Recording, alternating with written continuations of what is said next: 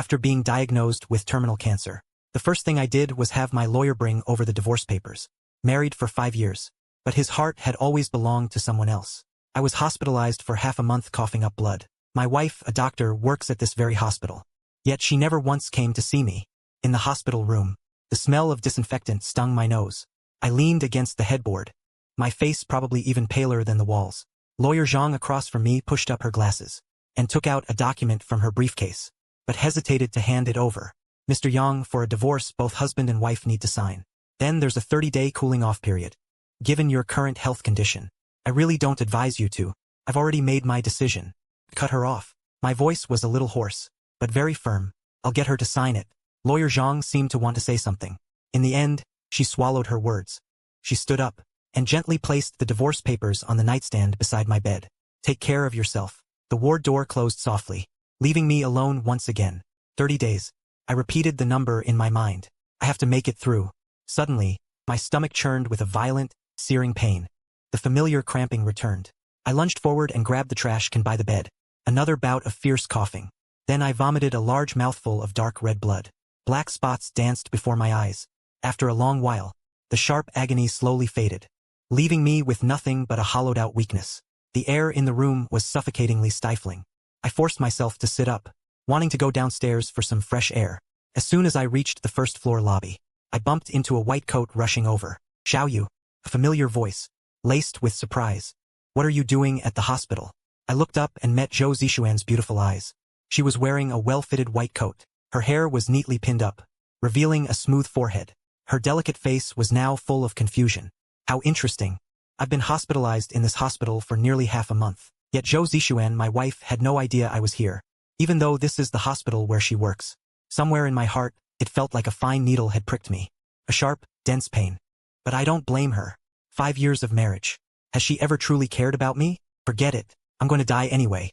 No need to drag her down any longer. She never loved me to begin with. I tugged at the corner of my mouth, forcing my smile to look natural. Just here for a checkup, and to check in for hospitalization. Makes it easier for insurance reimbursement. My voice was so calm it even surprised myself. Zhou Zixuan nodded. Sure enough, she didn't ask any more questions. She shifted her feet, as if she was about to leave, without even one more word of concern. I sneered inwardly. As she brushed past me, I still called out to her. Oh, right. For the transfer of ownership of the house back home. The final step requires your signature. I pulled out the divorce agreement from the folder I carried with me, purposefully covering the title on the cover with my hand. I flipped directly to the signature line on the last page, and handed it to her along with a pen. Zhou Zixuan took it, her brow furrowed sharply. Years of professional habits made her especially sensitive to text. She instinctively wanted to flip forward to read the content. Just as her fingertips were about to touch the previous page, a tall figure happened to walk in through the hospital entrance, stepping into the corner of his vision. It was Sun Siyu. Zhou Zixuan's movements froze. Her gaze involuntarily drifted in that direction. She hesitated for less than a second, then withdrew her eyes, and quickly signed her name at the end of the agreement, then shoved the document and pen back into my hands. It's fine, nothing. You should go back now. I still have a consultation. I'm busy. The tone carried his usual impatience. After saying that, he didn't even glance at me again. He turned and walked quickly towards Sun Siyu. In that moment of turning, I clearly saw the smile spreading across his face. Bright and vivid. It was a sight I had never seen in 5 years of marriage. My suspended heart finally dropped heavily. But what followed was a more violent surge of pain. It instantly gripped my heart. Not far away they stood together. Sun Siyu, tall and handsome. Zhou Zixuan, radiant and beautiful.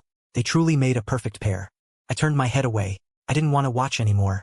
I turned around and dragged my heavy steps toward the elevator. Just as I reached the elevator entrance, I vaguely heard their laughing conversation. It drifted along the corridor. Sister Zixuan, was that patient of yours just now? It was Sun Siyu. A clear, bright voice. An old patient coming back for a follow-up. Zhou Zixuan's voice was so tender it could drip water. Completely different from the coldness she used with me just now. Siyu, wait for me a moment. I'm handing over with a colleague. It'll just take a few patients' cases. It's settled. Big sister is treating you to a movie today. Her voice was filled with impatient eagerness. I held the divorce agreement that had already taken effect. The edge of the paper dug painfully into my palm. I recalled the bits and pieces of these 5 years. The corners of my mouth couldn't help but curl into a bitter smile. I really did come for a checkup. The result was that I only have 1 month left to live. Soon. Zhou Zixuan, don't rush. I'll soon be able to completely return your freedom to you.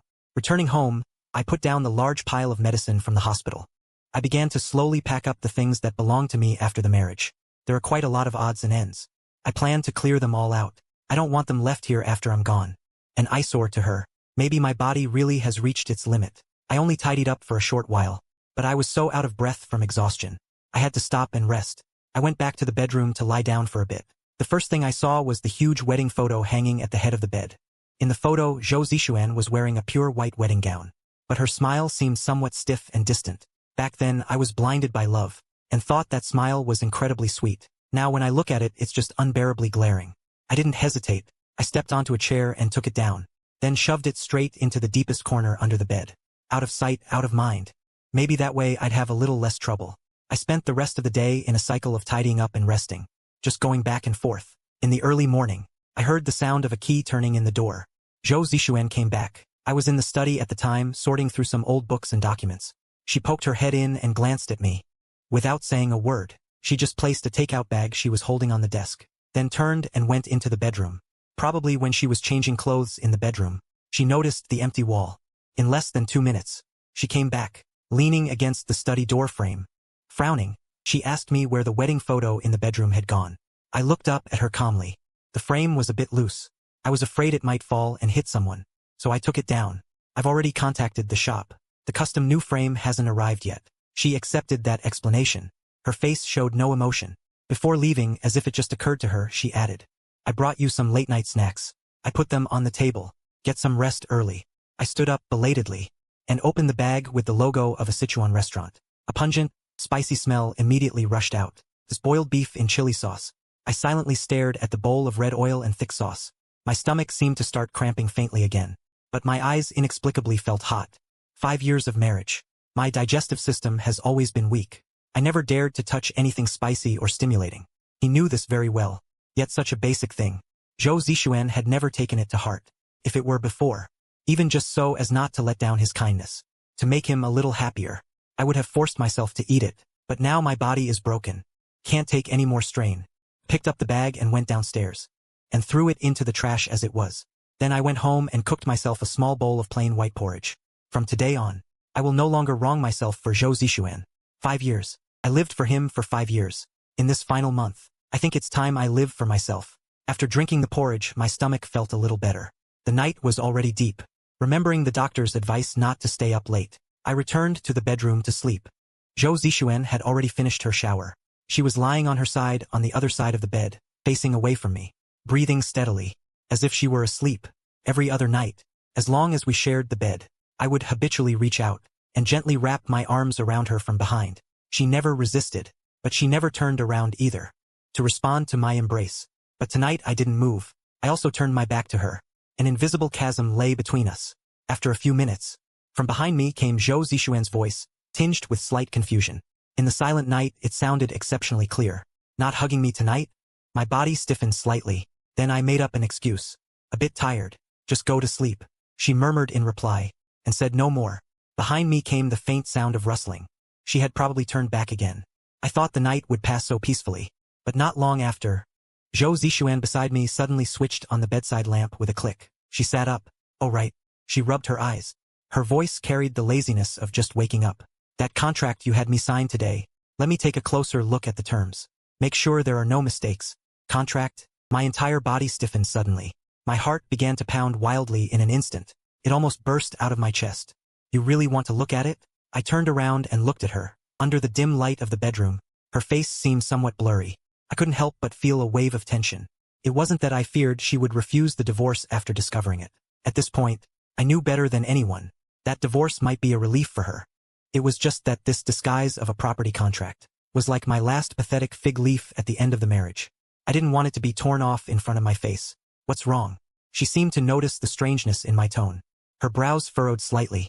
Nothing. Since things have come to this, hiding is useless. I threw back the covers and got out of bed. Walked to the study. Picked up the divorce agreement. Returned to the bedroom. Handed it to her.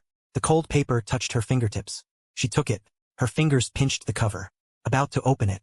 At that very moment, the screen of her phone on the nightstand suddenly lit up. Then a sharp ringtone broke the silence of the room. Zhou Zixuan glanced over almost reflexively. Caller ID. The next second, she quickly grabbed the phone. She answered the phone. Her voice carried a warmth and tenderness I had never heard before. It's so late. Why are you suddenly calling me? The voice on the other end was very noisy. I could faintly hear music and a muffled male voice. Zixuan, I feel terrible. I drank too much and can't get back. Could you come keep me company? It was Sun Siyu's voice. Even though it was a bit distorted through the receiver, I could still recognize it immediately. Zhou Zixuan's expression didn't change under the light, but she quickly cast a barely noticeable flicker of panic. My way. Then, without a second thought, she said into the phone, send me the address. Stay where you are and don't move. I'll be right there. The call ended. Zhou Zixuan threw off the covers, got up, and started putting on her coat. She completely forgot about the divorce agreement. I sat on the edge of the bed, watching her hurried movements. A heavy tightness pressed against my chest. In the end, I couldn't hold back. Just as she was about to leave, I opened my mouth and asked, it's so late. Who's looking for you? Where are you going? Zhou Zixuan paused in putting on her shoes. She didn't turn around. Her voice sounded a little strained. It's Director Liu from the hospital. A critical patient under my care suddenly became unstable. I have to go check on them right away. I probably won't be back tonight. Don't wait up for me. Get some rest early. With that, she pulled open the door. Her figure quickly disappeared outside. The room fell into a dead silence. Only my increasingly heavy breathing remained. I suddenly laughed. A low chuckle escaped my lips. I laughed and laughed. Tears rolled down without any warning, burning my cheeks painfully. I wiped my face with a self-deprecating smirk. I picked up the divorce agreement abandoned on the bed, gently smoothed out the creases. Just a moment ago it was so close. Just 1 second away. If only she had turned to the first page and seen those 4 big words, divorce agreement, everything would have been laid bare. But he didn't care. That night I locked the bedroom door from inside, lying in bed with eyes wide open, until the sky began to lighten. I lay there until I couldn't bear it any longer. Only then did I get up, continued packing the things I hadn't finished sorting. After we got married, with full enthusiasm and hope, I bought countless couple items. Each one carried my most naive fantasies about home and us. But Zhou Zixuan always found excuses and never used any of them. Those foolishly affectionate items just gathered dust in the corners, becoming the ironic props of my one-man show. Now I no longer linger. I arranged for a pickup on a second-hand platform, planning to get rid of all these things. While waiting for the person, I scrolled through my phone for a while. Somehow, I logged into that WeChat alt account I almost never used. It was registered long ago for some unimportant survey. I had almost forgotten to refresh my moments. A new post suddenly caught my eye, posted by Zhou Zixuan, just 10 minutes ago. It was a photo. The angle seemed to be taken from a hotel room's floor-to-ceiling window. The first light of dawn. The sky was dyed a gentle orange pink. The caption was simple. Heaven makes you wait, just to let you meet the right person. Happy at this moment. I was completely stunned. My fingers froze on the screen. A few seconds later, I quickly switched back to my main WeChat account, opened Zhou Zixuan's moments. Still that cold horizontal line. But his friends could only see the last 3 days of posts on his moments. A blank page. It turned out he forgot to block his alt account when he posted that. An overwhelming sense of absurdity and piercing pain. At the same time, I tried to curl the corner of my mouth, but found I couldn't even force out a self-deprecating smile. At this moment, I finally understood clearly. In Zhou Zixuan's world, I was never the right person. Never. Since that's the case, why should I keep clinging on? Only to be annoying. I might as well be the first to leave. At least that way we can salvage the last shred of fragile dignity for each other. The second-hand recycler finally arrived. I carried a big box of packed-up couple items downstairs to hand over. Just as I turned to go back upstairs, I unexpectedly ran into Zhou Zixuan, who had just come home. She looked at me, then at the still unsealed box of odds and ends on the ground. Her gaze lingered for a moment on a few conspicuous couple items inside. Aren't these things from our house? She blurted out. My hands tightened around the box, but I tried to keep my tone calm. They've been sitting around too long, a bit out of style, and they take up space. So I had someone get rid of them. I'll slowly pick out some new replacements over time. Thinking back to that post in her moments that only I couldn't see, a sharp sting pierced my heart again. But I couldn't let the slightest hint of it show on my face. Zhou Zixuan nodded, didn't ask any more questions, walked straight past me, and went upstairs first. I stood there rooted to the spot, watching her figure disappear up the stairwell. A cold, self-mocking smile gradually curved at the corners of my mouth. Zhou Zixuan is such a smart person. If she had paid just a little attention, how could she not have noticed the emotional shifts in me lately? And the unusual behavior? But she didn't. She never did. But it doesn't matter anymore. Soon I'll be completely gone from her world. Why is Zhou Zixuan coming home right now? It's because she left the treatment plan documents for an important patient at home. He came back to marry me. When I walked in, she was rummaging through the study, buried in her search. There was no exchange between us. The air was so still, only the rustling sound of paper rubbing against itself remained. My body is becoming more and more unreliable. Just carrying a box down one flight of stairs, and now it feels like all my strength is gone. I collapse onto the sofa. Even breathing feels like an effort. Suddenly, a ding from a notification sound went off. That's when I noticed Zhou Zixuan's phone lying on the living room coffee table. The screen lit up because of a new message. My gaze inadvertently swept over it. It was a WeChat preview. Dr. Zhou, tonight our department is having a dinner gathering. You absolutely must bring your boyfriend along. Everyone's waiting to see him. Boyfriend? I frowned. That faint spark of hope inside me. It felt like cold water had been poured on it, hissing up into a puff of white smoke. I intended to pretend I hadn't seen it, but when I looked up, my gaze happened to collide head-on with Zhou Zixuan's. As she walked out of the study holding some documents, she had clearly also seen the glowing phone screen. A flicker of embarrassment and panic, like being caught red-handed, crossed her face. She opened her mouth, as if to explain, yet didn't know where to begin. Watching her look so troubled, that ridiculous shred of pride and expectation in my heart suddenly sank to the very bottom. I forced out what must have been an ugly smile, and took the initiative to speak. Well, are you planning to take me tonight? The moment I asked the question, I honestly didn't hold out any hope myself. It's because Zhou Zixuan and I have a secret marriage, so none of her colleagues at the hospital, or even many of her friends, know she's already married. They don't even know I exist. That's also why, after staying in her hospital for half a month, I was never recognized by any of her co-workers.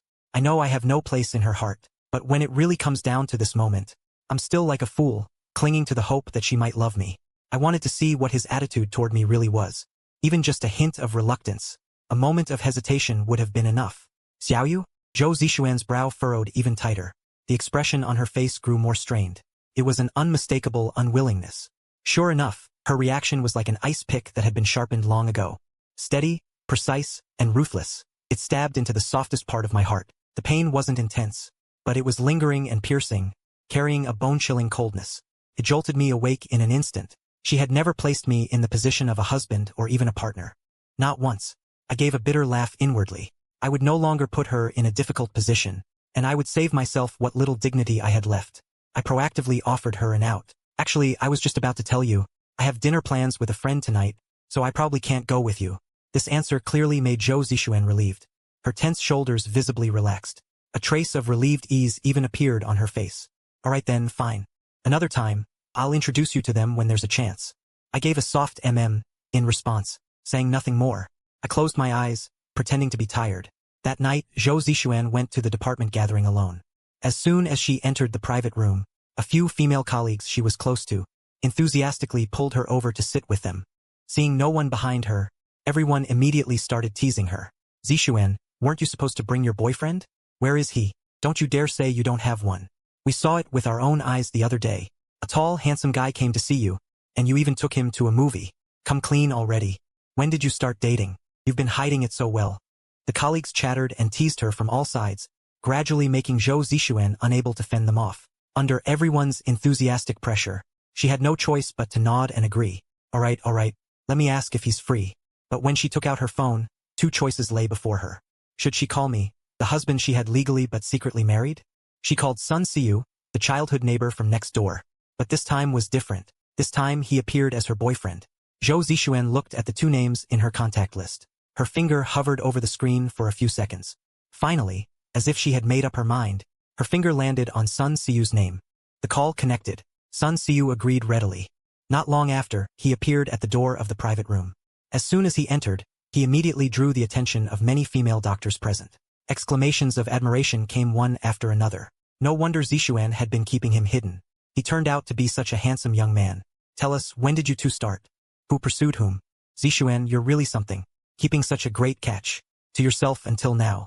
Facing the crowd's questions and teasing, Sun Siyu handled it with poise. Even taking advantage of everyone's distraction, he secretly squeezed Zhou Zixuan's hand under the table. There was no trace of discomfort on his face. He responded with a smile.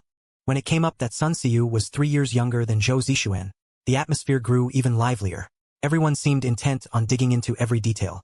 Zhou Zixuan gradually found it hard to cope. The smile she maintained began to stiffen. Fortunately, during the meal, a rather composed Director Liu stepped in to help her. Director Liu took out a craft paper file bag and handed it to Zhou Zixuan.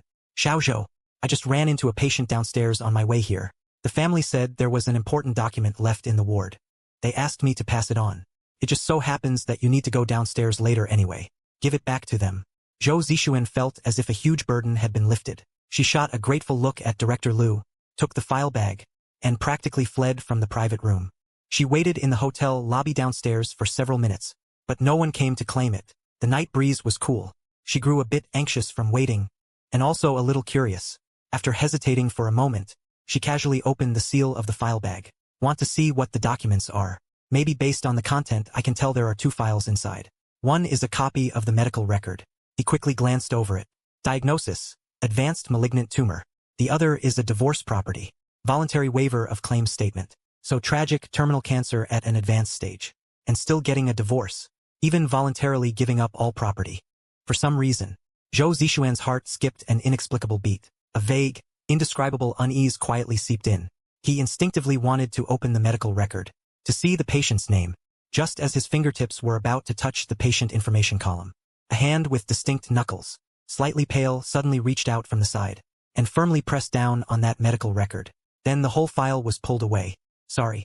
This document is... Zhou Zixuan pulled her hand back as if shocked. She looked up, about to explain, but froze completely the moment she saw who it was.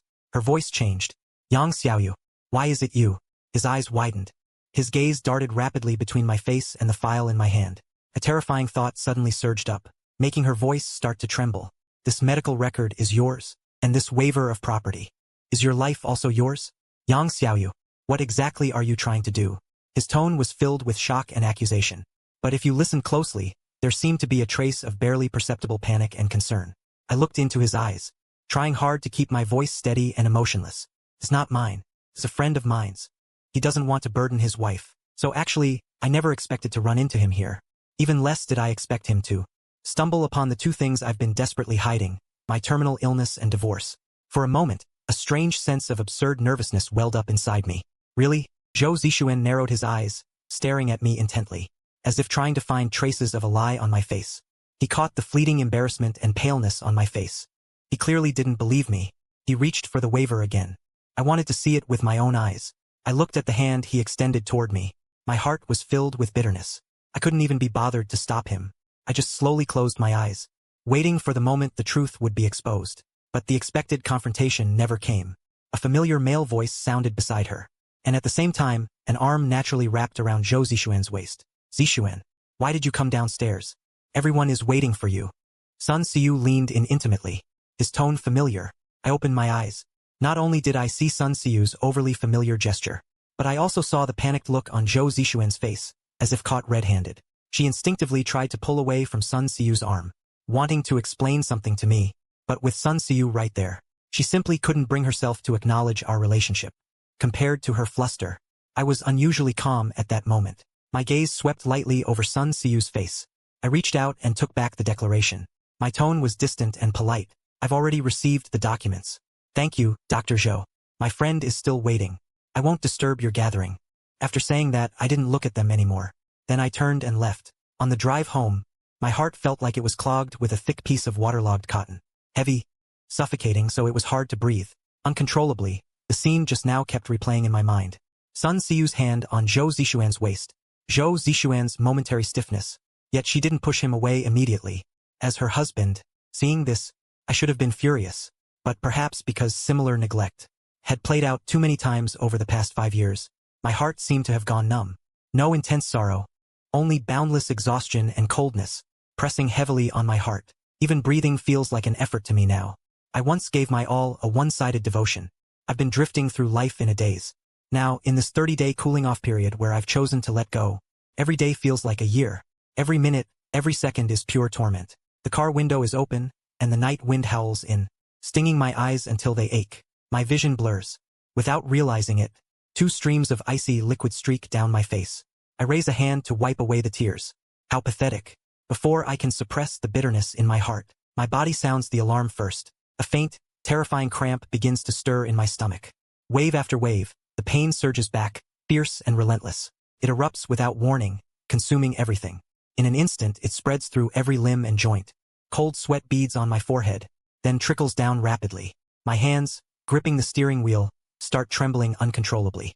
My fingertips turn white from the strain. The doctor was right. The stomach really is an emotional organ. Maybe it's grieving for me too. Feeling that I'm not worth it, I force a bitter smile, gathering every ounce of strength left in me to pull the car over and stop it safely. But my body is so weak that even the strength to press the brake is draining away fast. My vision starts to blur and sway.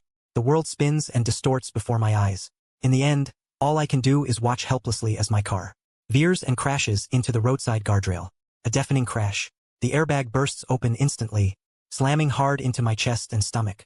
Pain, like a tsunami, engulfs me. Everything goes black. I lose all consciousness.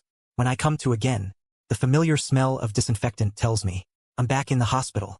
A young nurse is changing my forebag. Seeing me awake, she breathes a sigh of relief. You're awake. How are you feeling? The car accident was just minor scrapes. We've already handled it, but you need to notify your family to come over immediately.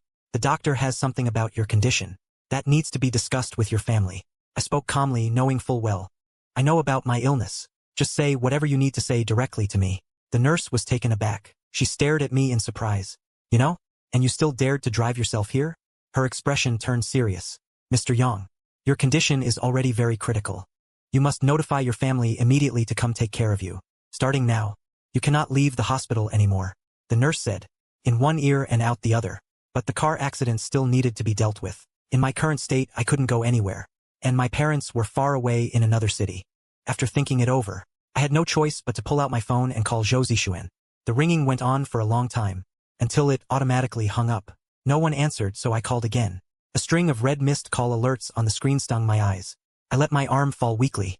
The phone slid onto the sheet. I suppose, right now, she was probably enjoying herself with her beloved boyfriend, Sun Siu, and her colleagues and friends, drinking and laughing. The atmosphere buzzing. Why would she care about a former patient like me, who was irrelevant to her? The nurse saw my movements and ashen expression. Couldn't help asking an extra question. Can't reach your wife? Do you need our hospital to officially help you contact your family? I slowly shook my head. No need. We're already in the divorce cooling-off period. Just over 20 days left. The nurse clearly hadn't expected this answer. She looked at me, stunned. Even if you're about to divorce, but you're this sick now, she should at least come to see you, right? To see you. If Zhou Zixuan could really look at me, even just occasionally, maybe I wouldn't have come to this. Wouldn't be so desperate. 5 years of marriage. I was a fool chasing light, pouring all my passion and heart, trying to get close to her, warm her up. But in the end, I didn't get even a shred of genuine response from her. The first year, I cooked dinner with different dishes every day, waiting for her, often waiting until the food went cold, waiting until late at night when she came home and didn't even glance at the table, only coldly dropping a line. Ate at work, overtime, then shut the bedroom door. The second year, she insisted on working while sick. I was so worried I couldn't stand it. I specially took leave to cook light, stomach-soothing congee. Carefully brought it to her department, but she turned cold-faced in front of her colleagues, knocked over the thermos, warning me, Yang Xiaoyu, mind your place. Don't do these overstepping things. That day, the scalding congee splashed all over my hand, raised blisters, but it hurt far less than the coldness in her eyes. That made me ache. The third year, I scrimped and saved 3 months' salary, bought her a designer bag, gave it to her with joy, but she thought I had thrown away her old canvas bag without permission, flew into a rage at me, didn't speak a single word to me for half a year. Only later did I find out that old, faded canvas bag was a gift from Sun Siu when he graduated high school. She had always treasured it. The 4th year, the 5th year, my heart, through the cycle of hope, an ever heavier disappointment, gradually lost its warmth, drained all my strength. All these years, it was just me running toward her direction with unrequited feelings. But she pushed me away again and again, harshly. I finally resigned myself. Zhou Zixuan never cared about me. She never had a single ounce of genuine feeling for me. So she won't come tonight. I know. I gave a bitter smile and turned my phone screen toward the nurse. The screen was filled with glaring red missed call notifications. We wouldn't have ended up getting a divorce. The nurse looked at those missed calls, opened her mouth, but in the end, it only turned into a helpless sigh. Then call a friend or a colleague over. That should be okay, right? You really can't be alone right now. After the nurse left, I called Li Feng. He was the only close friend I had in this city. Li Feng rushed over. First, he went to the traffic police department to handle the accident paperwork for me. Then he came back to the hospital and helped me check out. A few days later, My car was repaired. He went with me to the repair shop to pick it up. Unexpectedly, I ran into Zhou Zixuan again at the repair shop. When he saw my car with the obvious collision damage on the front, he was very surprised. You were in a car accident? When did it happen? Why didn't you tell me? I lifted my head to look at him. In that instant, a flashback crossed my mind. That night's full screen of red, missed calls. The words of explanation rolled around in my throat. In the end, I swallowed them back. Forget it. What was there to say? Just a minor accident. I'm fine. My tone was flat. You're usually so busy. So I didn't specifically tell you. Seeing how overly calm I was, even somewhat distant in attitude, Zhou Zixuan felt a strange, inexplicable pang in her heart. Like guilt. She opened her mouth. Subconsciously, she explained, "Oh, right. That night, you and I just happened to run into each other at the restaurant, and everyone started joking around. It was nothing, really. Don't overthink it." I nodded. My gaze shifted elsewhere. Asked casually. Heard she got divorced. Zhou Zixuan clearly didn't expect me to suddenly ask that. She paused for a moment before nodding. Yes, it's been a while. I paused there. Let my gaze fall back onto her face. Forced a smile with no warmth. You must be pretty happy. Soon you'll be even happier. I said that last part very softly, almost to myself. What do you mean? Zhou Zixuan frowned. Didn't catch that. Nor did she understand what I meant. Just as she was about to ask, her phone rang. She glanced down at the caller ID. Her expression shifted slightly, made a gesture for me to wait, then took the phone and walked off to answer it.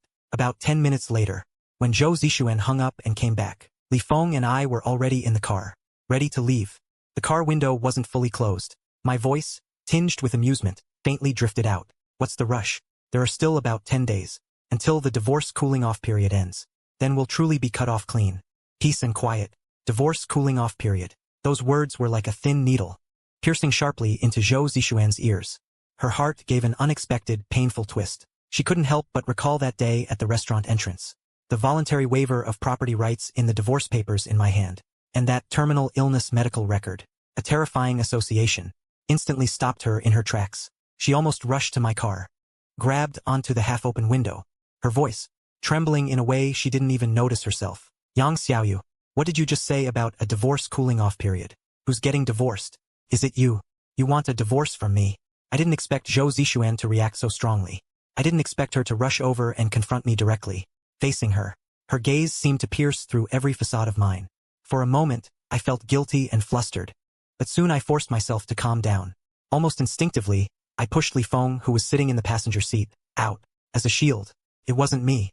I averted my eyes. Trying to sound as natural as possible, I said it was Li Feng. He's been going through a divorce lately. After saying that, I subtly signaled Li Feng with my eyes. Li Feng was taken aback at first, but then he caught my signal. He had no choice but to brace himself under Zhou Zixuan's probing gaze. And nodded awkwardly, yeah. It's me who's getting a divorce. All that messy stuff at home.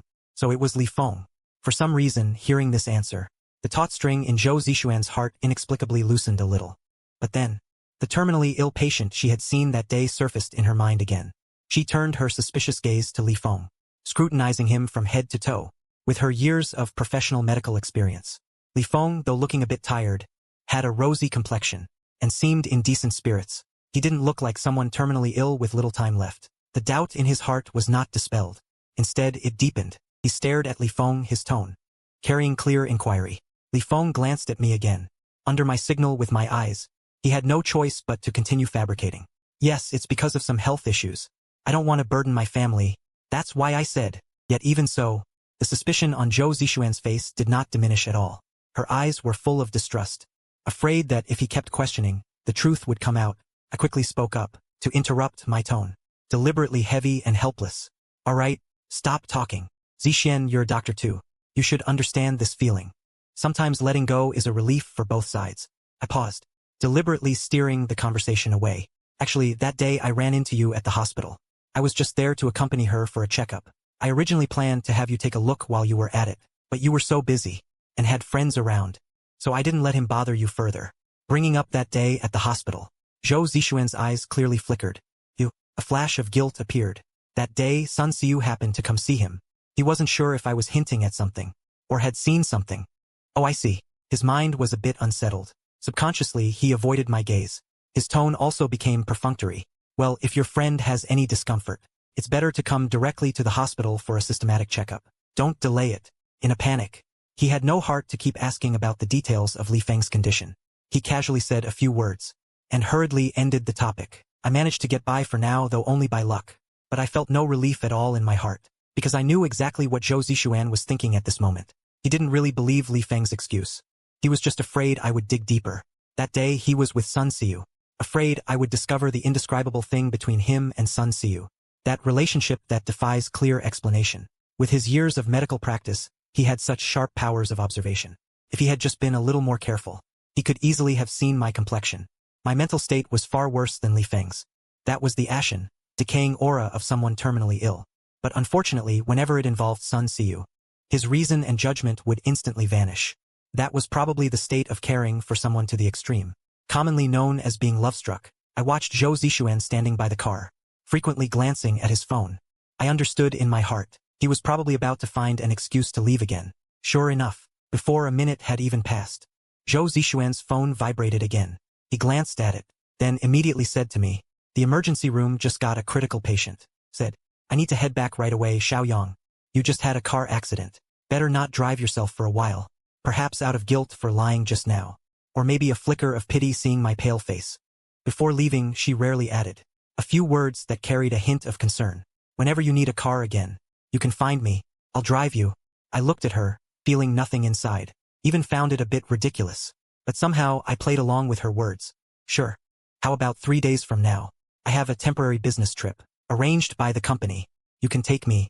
Zhou Zixuan paused mid-turn, as if she never expected that I would actually make a request. She turned back to meet my calm, indifferent gaze, hesitated for 2 seconds, then finally nodded.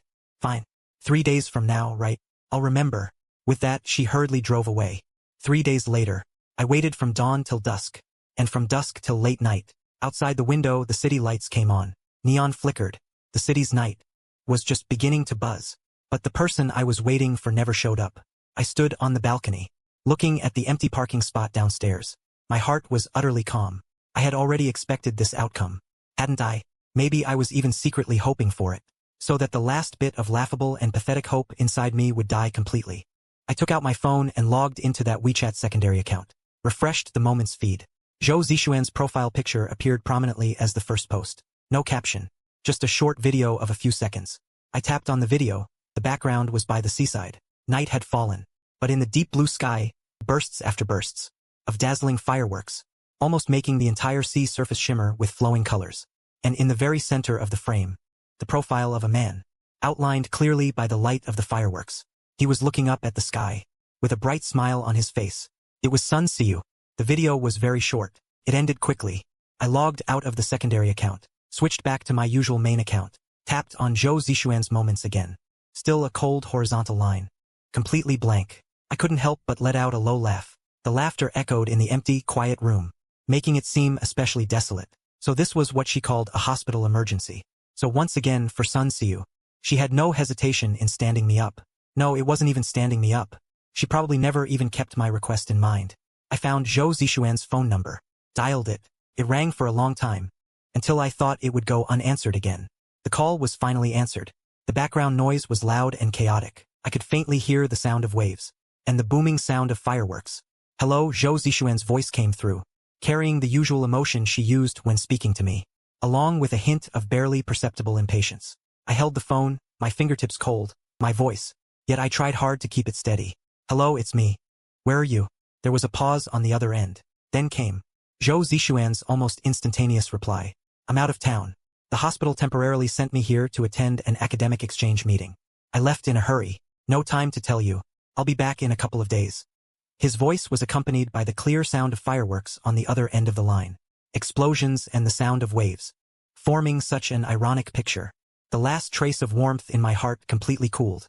I didn't even have the desire to expose his clumsy lie. "When did you leave?" I asked, my tone betraying no emotion. "I was notified last minute the night before last." "What's wrong?" He asked back. "Nothing." I lowered my eyes. "Take care. Get some rest early."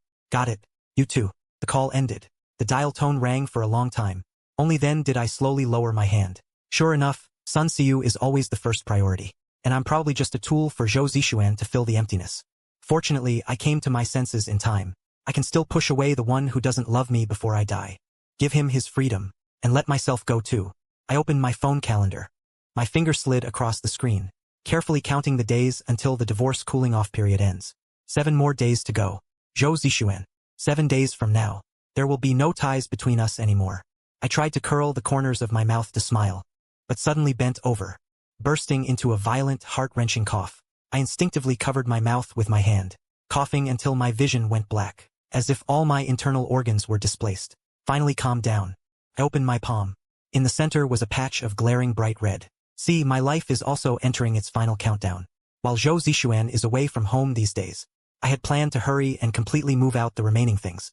Make a clean break. But my body is really letting me down. A little movement and I'm covered in cold sweat, dizzy and lightheaded, unable to catch my breath. With no other choice, I had to contact a moving company, ask them to come and pack up all my personal belongings. As for where these things should be sent, I hadn't figured it out yet. Was I supposed to let these old things full of memories be buried in the ground with me? Forget it, they can't stay here anyway. After I die and still be an eyesore to Zhou Zixuan, annoying her. But what I never expected was that while the movers were busy at work, Zhou Zixuan actually came back. She stood at the wide-open front door, looking at the unfamiliar workers bustling around the room. And the living room that was gradually being emptied. She was completely stunned. Zhou Zixuan walked in, her voice full of shock and confusion. These people, what are you doing? I had long prepared, my words calmly explaining. The renovation at the new place is almost done. The environment there is quieter and more private. I thought I'd slowly start moving some things over. You're a light sleeper. Moving here makes a lot of noise. I was afraid it would disturb you. A look of realization flashed across Zhou Zixuan's face, as if she remembered signing the ownership transfer contract at the hospital that day. She nodded, without any suspicion. Maybe she also recalled that I had gone for a checkup that day. She casually asked, "Oh right, where's the report from your checkup that day? Let me have a look. Are there any indicators I need to pay attention to?"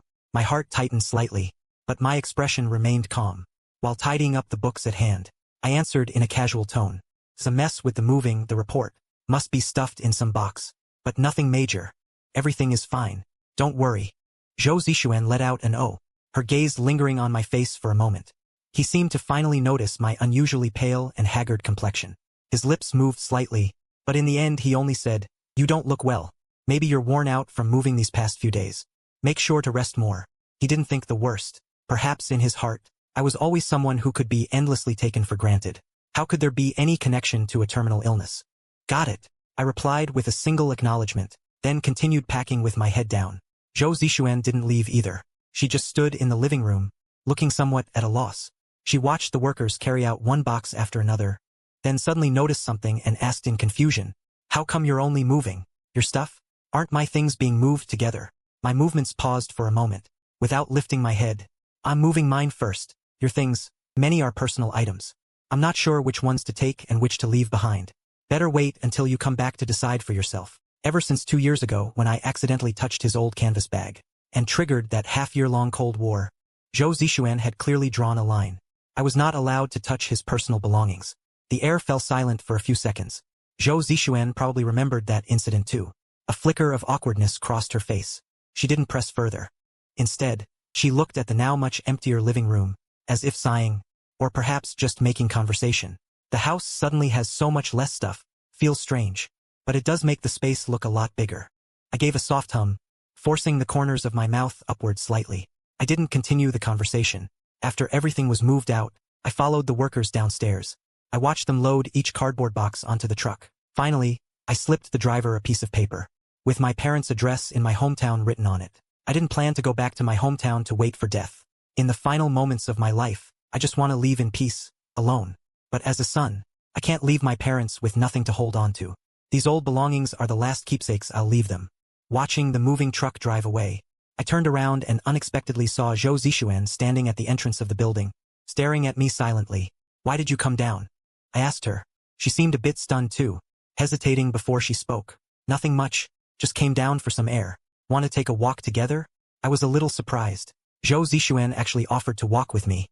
In the past 5 years, that was as rare as the sun rising in the west. Since she was in the mood, even though I was physically exhausted, I didn't refuse.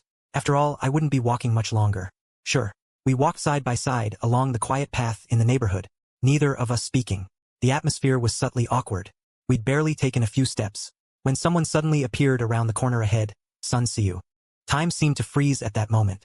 The next second, Zhou Zixuan, almost as if shocked by electricity, abruptly pulled away the arm that had been brushing against mine, and instinctively took 2 steps to the side, widening the distance between us. A clear flash of panic crossed her face. She looked at me, then at Sun Siyu, her lips moving, but failing to form words immediately. Why are you here? She finally turned to Sun Siyu, her voice a little strained. Sun Siyu's gaze first lingered on me for a moment, with a hint of scrutiny, before shifting to Zhou Zixuan, his smile unchanged. I asked around with some friends. Found out you live in this complex. After graduation, I always said I'd visit but never had the chance. Today I happened to be passing by, so I thought I'd drop in. Here's a surprise. The words were directed at Zhou Zixuan, but his gaze kept drifting toward me, subtle yet unmistakable. Zixuan, who is this? He asked politely, looking at me. But his eyes held a scrutiny only another man could detect. I was curious if he remembered me. Seen you at the hospital. Also seen you outside the restaurant. And now I was in Zhou Zixuan's neighborhood, walking alongside her. Instinct told him. My relationship with Zhou Zixuan was probably not simple. Zhou Zixuan hesitated, which was rare for her. She looked at me, then at Sun Siyu, as if quickly weighing how best to introduce me. Before she could arrive at an answer, I stepped forward and extended my hand to Sun Siyu as naturally as could be, a polite but distant smile on my face. Yang Xiaoyu, Dr. Zhou's former patient. I haven't been feeling well lately, and I'm going through a divorce, so I'm in a bit of a low place. I came to Dr. Zhou for a consultation, sort of like psychological counseling. My tone was flat, as if I were talking about something trivial. Sun Siyu shook my hand, but his eyes went back to Zhou Zixuan, as if seeking confirmation. Zhou Zixuan let out an obvious sigh of relief, and immediately picked up on my lead. Yes, this is Mr. Yang Siyu. This is my friend Sun Siyu. Her introduction was a bit vague, but she clearly accepted the doctor-patient role I'd set. I see. Sun Siyu nodded, his smile widening. Mr. Yang, you do look a bit pale. Take care of yourself. Sister Zixuan is an excellent doctor. You're in good hands. An awkward silence settled over the moment. Zhou Zixuan was probably feeling embarrassed. Quickly smoothed things over. That's Siyu. You came just in time. Come upstairs and sit for a while. Mr. Yang, you too. I originally wanted to refuse, but seeing the slightly pleading look in Zhou Zixuan's eyes, the bizarre situation before me suddenly made me change my mind. Sure, I'm tired from walking anyway. Let's go upstairs and have a glass of water. I'm curious to see what happens next. Back at home, Sun Siyu noticed the half-packed moving traces in the living room. A bit surprised. Sister Zixuan, are you moving today? No, Zhou Zixuan glanced at me, explaining Mr. Yang has some things to move out, just temporarily placed here. Oh, Sun Siyu nodded. Didn't ask further.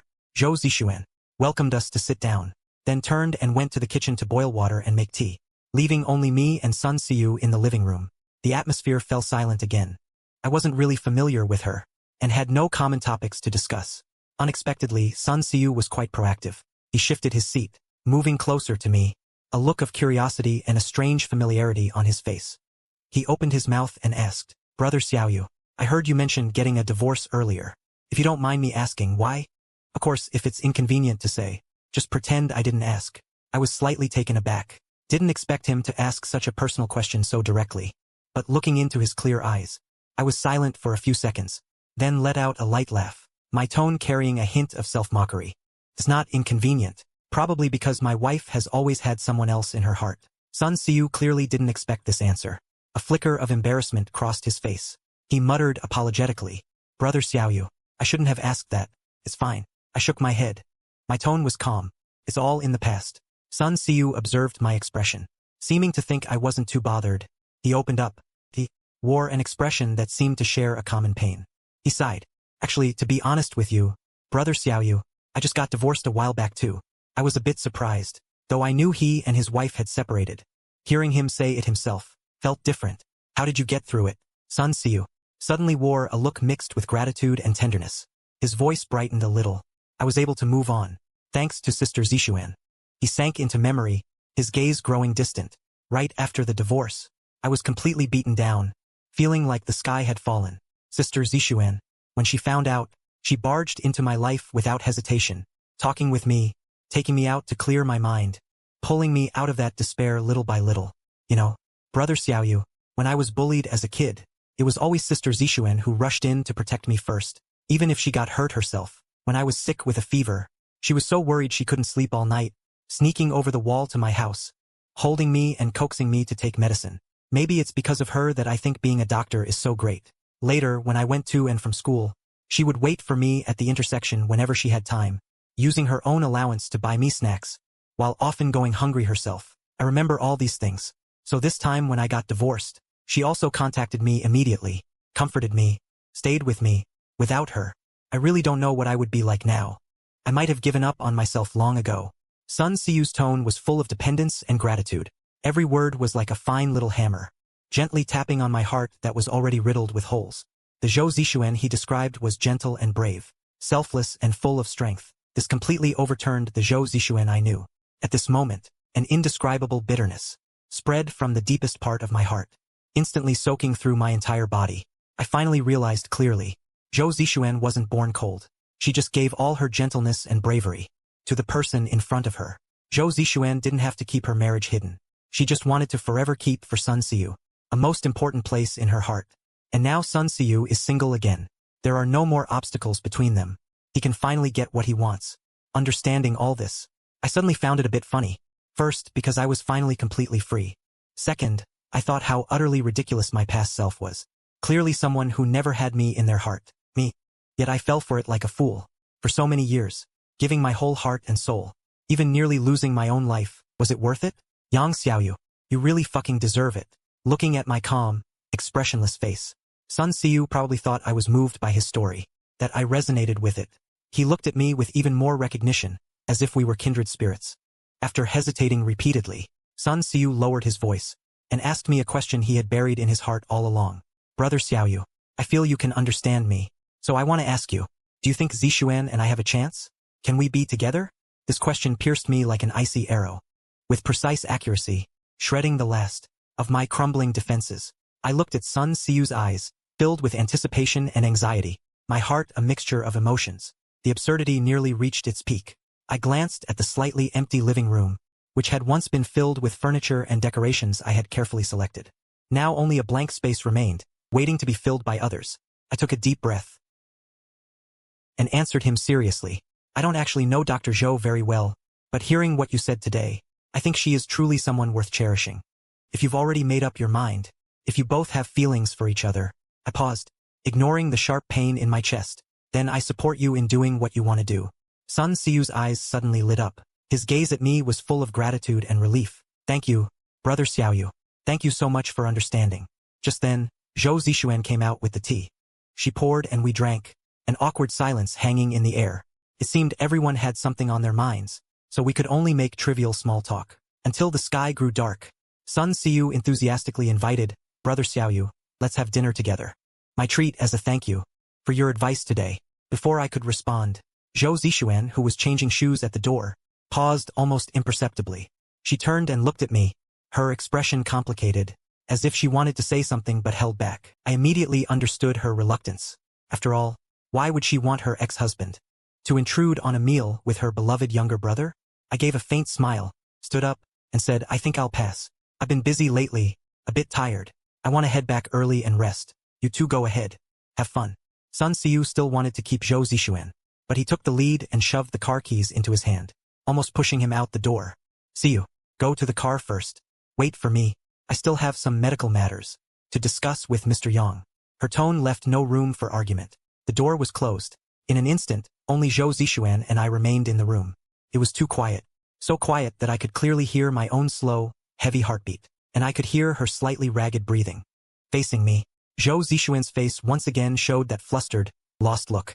She opened her mouth, as if trying to organize her words to explain everything just now. To explain her relationship with Sun Siyu. You really don't have to worry. I spoke first. My voice was calm, without a ripple. We had an agreement before marriage. A secret marriage. Since I agreed, I will keep my word. I won't let your friends know about our relationship. I spoke as if stating a fact that had nothing to do with me. Zhou Zixuan was taken aback, as if she didn't expect me to say that. The tension on her face eased a little, replaced by a complex emotion mixed with gratitude, and perhaps a hint of guilt. Xiaoyu, thank you, she said softly. Her fingers unconsciously twisted the hem of her clothes. Give me a little more time. I'm actually slowly getting used to being married. When the time is right, I will definitely tell everyone that you are my husband. She reassured me again. Her tone sounded sincere, but my heart had long turned to ice. After she left, I couldn't hold on any longer. I rushed to the coffee table. I pulled out a few tissues and pressed them to my mouth. After a heart-wrenching fit of coughing, I opened my hand. The pure white tissue had a stark stain of blood in the center. Zhou Zixuan. Zhou Zixuan. The truth is, I never really cared whether you wanted to make our relationship public. 5 years of marriage have drained all my spirit and hope.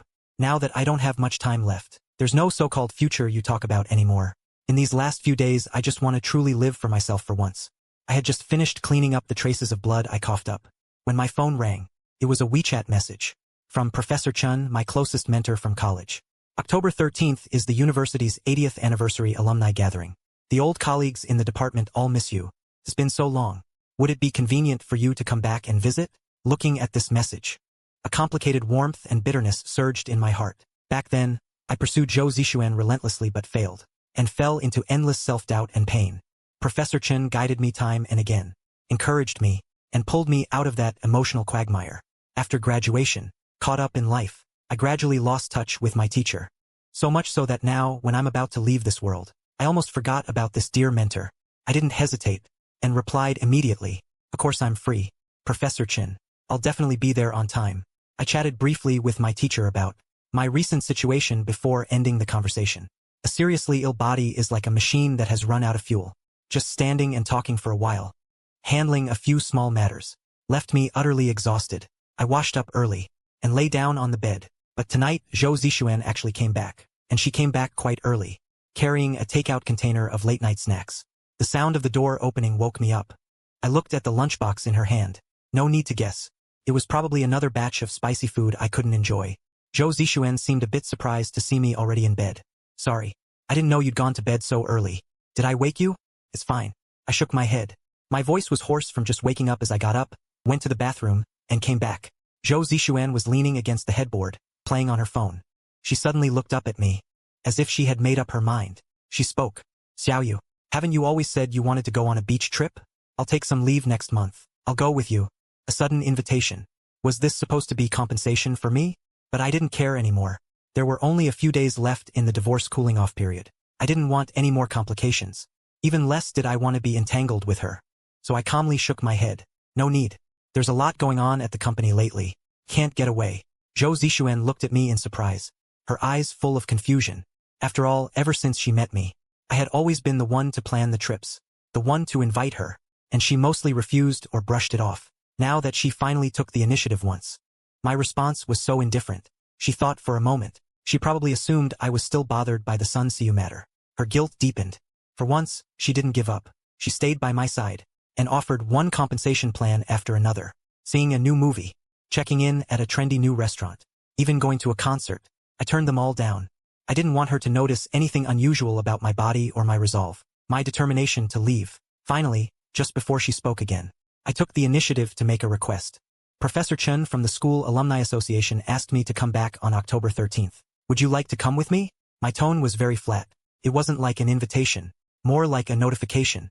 Upon hearing this, Zhou Zixuan visibly relaxed, as if she had finally found a chance to make up for her mistakes. She immediately agreed. "No problem. I'll switch shifts that day. We'll go together." It became an agreement between us. The guilt on Zhou Zixuan's face eased a lot. Not long after she lay down, her breathing became even and deep, and I, with my back to her, kept my eyes open in the darkness, staring at the blurry outline on the opposite wall. The electronic calendar on the wall gave off a faint glow. Time was counting down in silence. The alumni gathering on the 13th. The 14th would be the official end of our divorce cooling-off period. This alumni gathering would probably be the last time Zhou Zixuan and I ever saw each other. Perhaps because I was finally about to be completely free, I actually felt a bit lighter, and even, for the first time in a while, reminded her with a joking tone. "I've already made plans with Professor Chin. Don't stand me up again." Zhou Zixuan didn't turn around. Her voice, heavy with sleep, mumbled a reply. "Don't worry. I won't this time. Go to sleep. It's late." The room fell silent again. I smiled softly, said nothing more, and closed my eyes. Over the next few days, Zhou Zixuan didn't come back. She was probably busy with hospital work again, or maybe accompanying Sun Siu as he moved past his divorce. I also used the last of my time to pack up the rest of my personal belongings and ship them back to my parents' home. Until the day of the alumni gathering, I deliberately found a casual outfit I used to wear in college. It was a bit loose on me now, but the style was still passable. I combed my hair as neatly as I could, trying to look like the carefree version of myself from back then. Brought along the old camera I'd used for years, and prepared to bid a formal farewell to my hopeless love. About to go out, the sound of a key turning. Zhou Zixuan pushed the door open and entered. I was very surprised. This time she actually came as promised. We went downstairs together.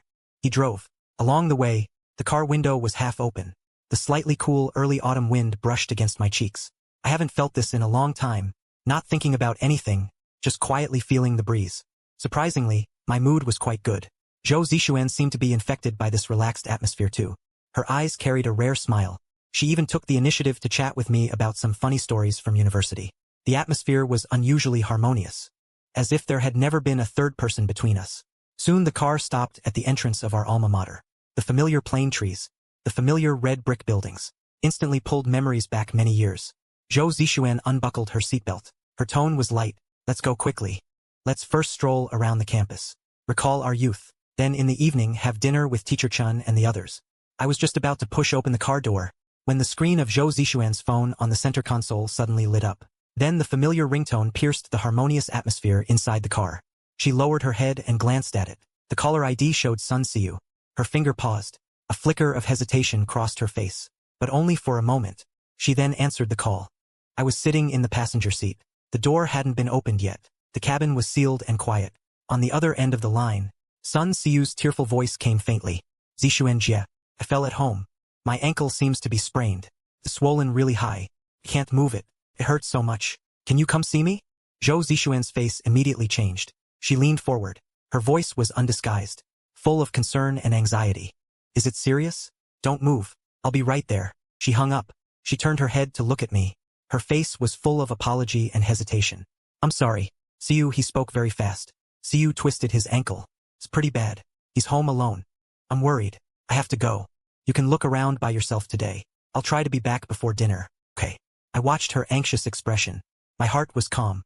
I couldn't even muster the energy to feel disappointed. From the moment I heard Sun Siyu's voice, I knew I had been abandoned by Zhou Zixuan once again. Okay, you go. I nodded, pushed the door and got out of the car. My movements were crisp and clean.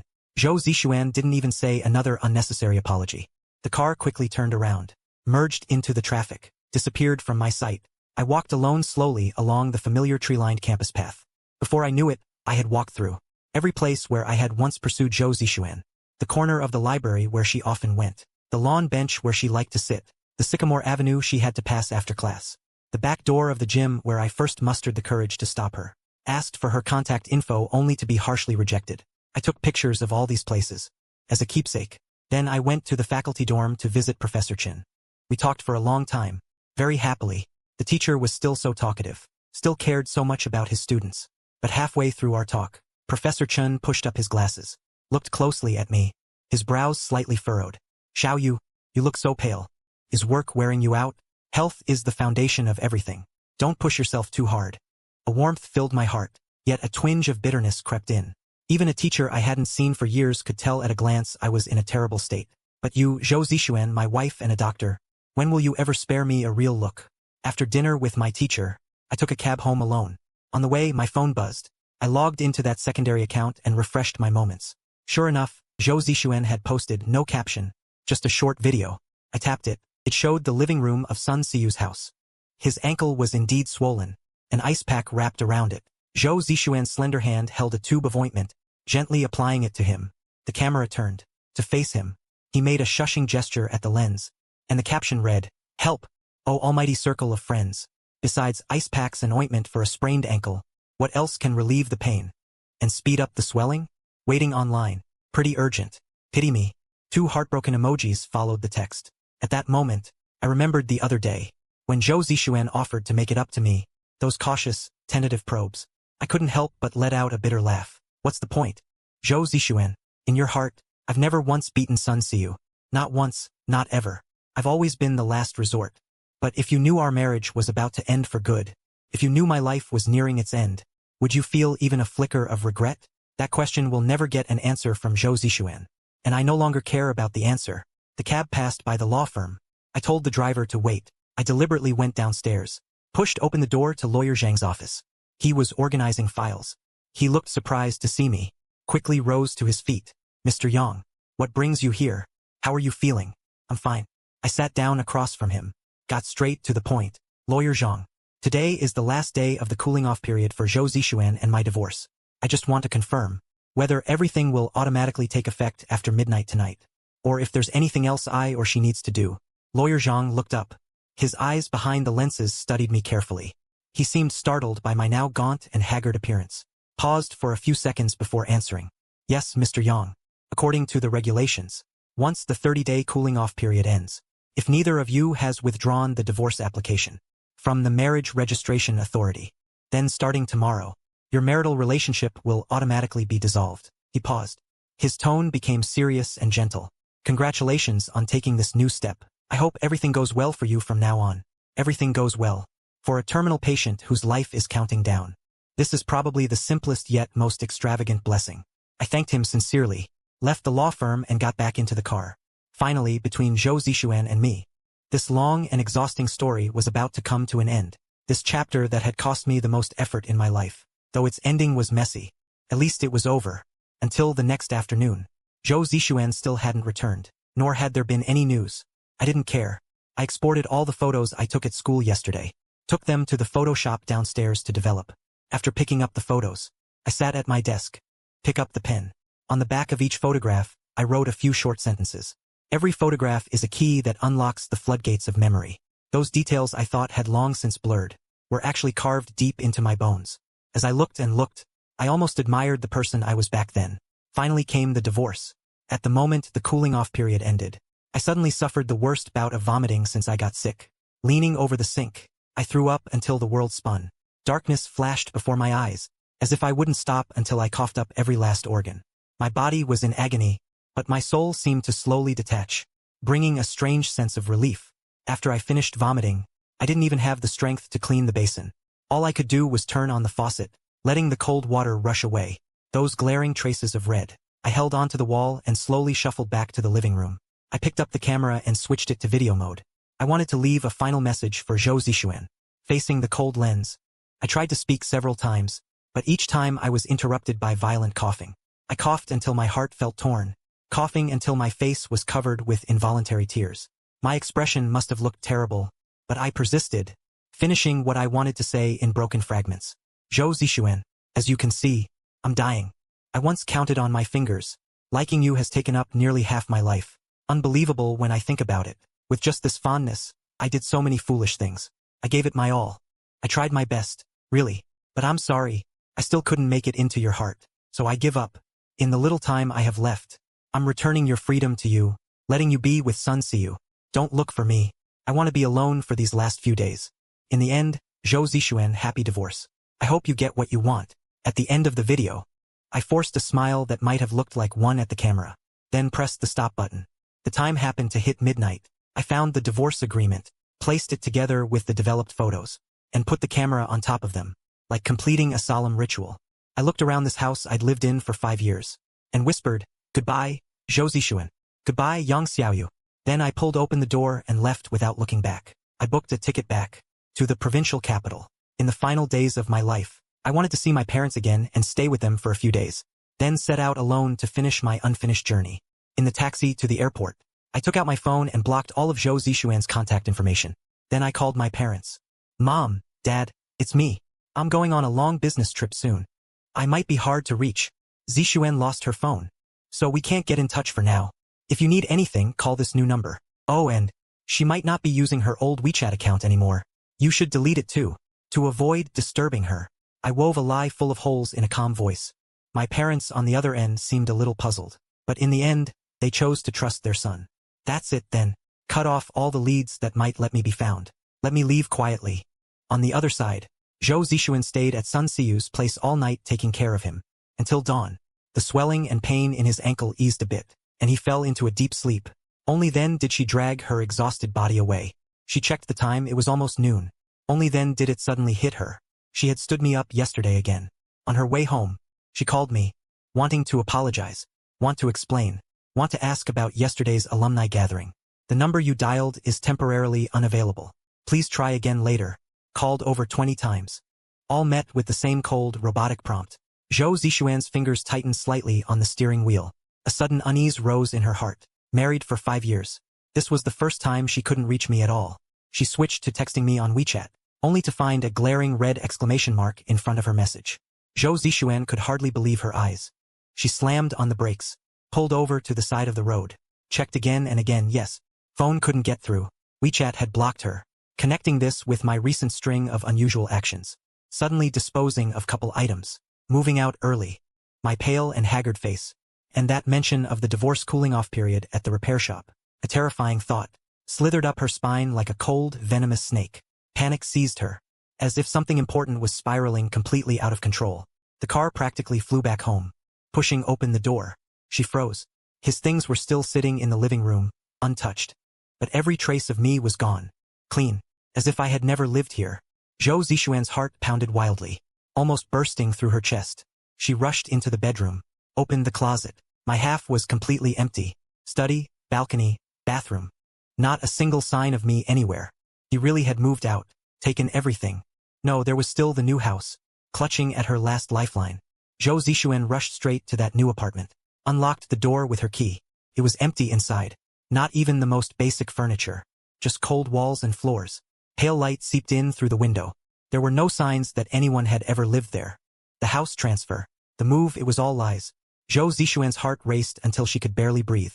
Her mind went completely blank. An immense panic seized her. She didn't know how she managed to return to their old home. She could only rely on instinct. Room by room she searched, hoping against hope, that he might be hiding somewhere, or that he might have left behind some clue, until she stepped back into the master bedroom. Her eyes landed on the bedside table. There, lying quietly, was a stack of photographs, camera, and a document. At the sight of that familiar old camera, Zhou Zixuan's tense nerves miraculously relaxed for a moment. At least this camera was his most cherished possession.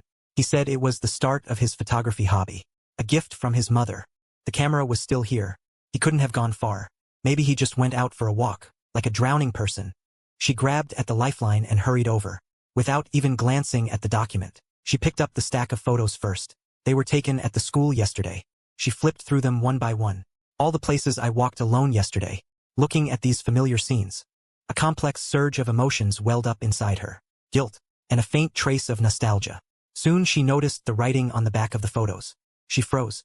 Line after line, sentence after sentence, all about how clumsily I used to like her. How she rejected me.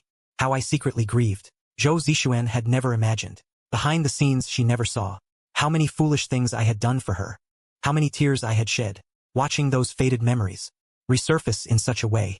A certain hardened place in her heart suddenly softened. Her eyes involuntarily reddened. Thinking back to college, the me who always silently followed behind him. When I looked at him, my eyes would light up. A bitter smile even unconsciously tugged at the corner of his mouth. Silly girl, she murmured softly. She put down the photo, filled with a complicated mix of guilt and anticipation. She picked up the camera. She wanted to see if there were any photos of her inside, or anything else. She pressed the power button. The camera screen lit up. The last video. The file was labeled untitled. The recording time was late last night. Her heart suddenly skipped a beat. Her fingers trembled slightly as she tapped play. What appeared on the screen was my face, sickly to the extreme. The moment Zhou Zixuan saw my face clearly, her heart twitched with pain. As a doctor, she knew all too well what such a complexion meant. When did you get sick? The words burst out of her, her voice shaking uncontrollably. In the video, I seemed unable to sense her exclamation. Just started speaking haltingly at the camera. Zhou Zixuan, as you can see, I have a terminal illness. My life is already counting down. I've counted over and over on my fingers. You know what? Without me even realizing it, my liking for you has taken up most of my life. What kind of feeling is that? Looking back now, I still find it beautiful, just based on my feelings for you. How many times did I go all out, giving my everything, for you? I tried my best, but I still couldn't make my way into your heart. So in the end, I chose to let go. In the little time I have left, I give you back your freedom, and fulfill your deep love for Sun Siyu. Finally, I want to tell you, don't come looking for me. In these last few days, I want to live for myself. In the video, I kept coughing and spitting blood, curling up in pain, yet still insisting on saying happy divorce, Zhou Zixuan. 1 month ago, I signed the divorce agreement. You signed it too. Today is the last day of our divorce cooling off period. Now our marriage is dissolved. I hope you and Sun Siyu end up together. Maybe you don't care about me. But I still have to tell you. Don't come looking for me. I don't have many days left to live. In my final days, I don't want to see you. Every word, crystal clear, like 10,000 red-hot steel needles, piercing viciously into Zhou Zixuan's heart. The pain drained all her strength in an instant. Her breath stopped. Her mind went blank. He signed the divorce agreement. When did I ever sign it? Zhou Zixuan's eyes widened, her face as pale as paper. The sudden truth struck her nearly senseless. Impossible, how could she have signed the divorce agreement? She had no idea I wanted a divorce. In immense shock and panic, her hand trembled. The camera fell to the ground with a slap. The screen shattered instantly. The sound jolted the dazed Zhou Zixuan awake. Her gaze finally moved mechanically to the nightstand. That document she had always overlooked. The craft paper file looked somewhat familiar. Trembling, she reached out and took it, opened the first page. There in bold black letters were 4 words. Divorce agreement. And on the signature line of the last page, besides the 3 familiar characters of Yang Xiaoyu, there was also her own handwritten signature. When on earth did this happen? Zhou Zixuan was completely dumbfounded. Her voice shattered into fragments. My heart felt as if it had been ripped out in an instant, leaving only a gaping black hole where the wind howled through. The first day of the divorce cooling-off period. Wasn't that the day he invited Sun Siyu to the movies? That day he did run into me at the hospital. And I did hand him a contract, asking him to sign. I said it was for a property transfer. All the overlooked details came flooding back like a tidal wave. I made him sign at the hospital, but deliberately only flipped to the last page. Director Liu entrusted him to deliver a terminal diagnosis, medical records, and a waiver of inheritance. Yet the one who came to pick them up in the end was me. And over these 30 days, I grew paler and weaker, but always brushed it off lightly, saying, "My complexion is fine." All the scattered fragments, in this moment, were brutally strung together by the 2 threads of terminal illness and divorce, piecing together a truth he could not bear. I should have noticed it long ago. I should have noticed it long ago. Zhou Zixuan's body went limp. She collapsed onto the cold floor. Tears burst forth like a dam breaking. Her heart felt as if it were being torn apart by an invisible hand. The pain was so intense she could barely breathe. He understood everything now. This past month, I had already known I was going to die. I carefully crafted a lie about a property transfer, tricking her into signing the divorce agreement, then used my remaining time to erase all traces of myself, quietly and completely vanish from her world. Yang Xiaoyu, what gave you the right not to tell me? What gave you the right to treat me like this? Zhou Zixuan broke down in sobs. All the emotions inside her exploded at once, nearly overwhelming her. But soon her remaining rationality and her instinct as a doctor forced her to pull herself together. She couldn't afford to fall apart. Yang Xiaoyu was sick. He was very sick. Where could he go all alone? She suddenly scrambled up from the floor, not even stopping to wipe away her tears, grabbed the car keys and rushed out of the house, drove all the way to the hospital at top speed. Director Liu. That day, Yang Xiaoyu came to see a doctor. Director Liu must know about her condition, must know what's going on. Zhou Zixuan burst into Director Liu's office without a second thought. The door slammed against the wall with a loud bang. There were other doctors in the office discussing pathology. They were all startled by her bloodshot eyes. Director Liu looked up. Seeing it was her, frowned. "Xiaozhou, what are you?" "Director Liu." Zhou Zixuan rushed to her desk, hands pressed against the edge of the desk, her body still trembling uncontrollably, voice hoarse and broken. "Yang Xiaoyu's illness. Did you know about her terminal disease all along? Why didn't you tell me?" "Yang Xiaoyu." Director Liu was taken aback, then quickly realized. "You mean that Mr. Yang? She was indeed my patient. I remember her very well. She always came for checkups alone. Her condition wasn't good. What's wrong? Do you know her?" Zhou Zixuan completely broke down, screamed out, "Why are you hiding it from me too? Why is he so seriously ill? None of you told me a word. I am his wife." The last sentence she shouted out as if her heart were bleeding. "Wife." Director Liu was shocked, eyes wide. The pen in her hand dropped onto the desk with a clatter. She stood up abruptly, face full of disbelief. "Xiaozhou, what did you say? Yang Xiaoyu is your husband. Aren't you not married yet? Your boyfriend. Isn't he that young man who came to our department dinner that day?"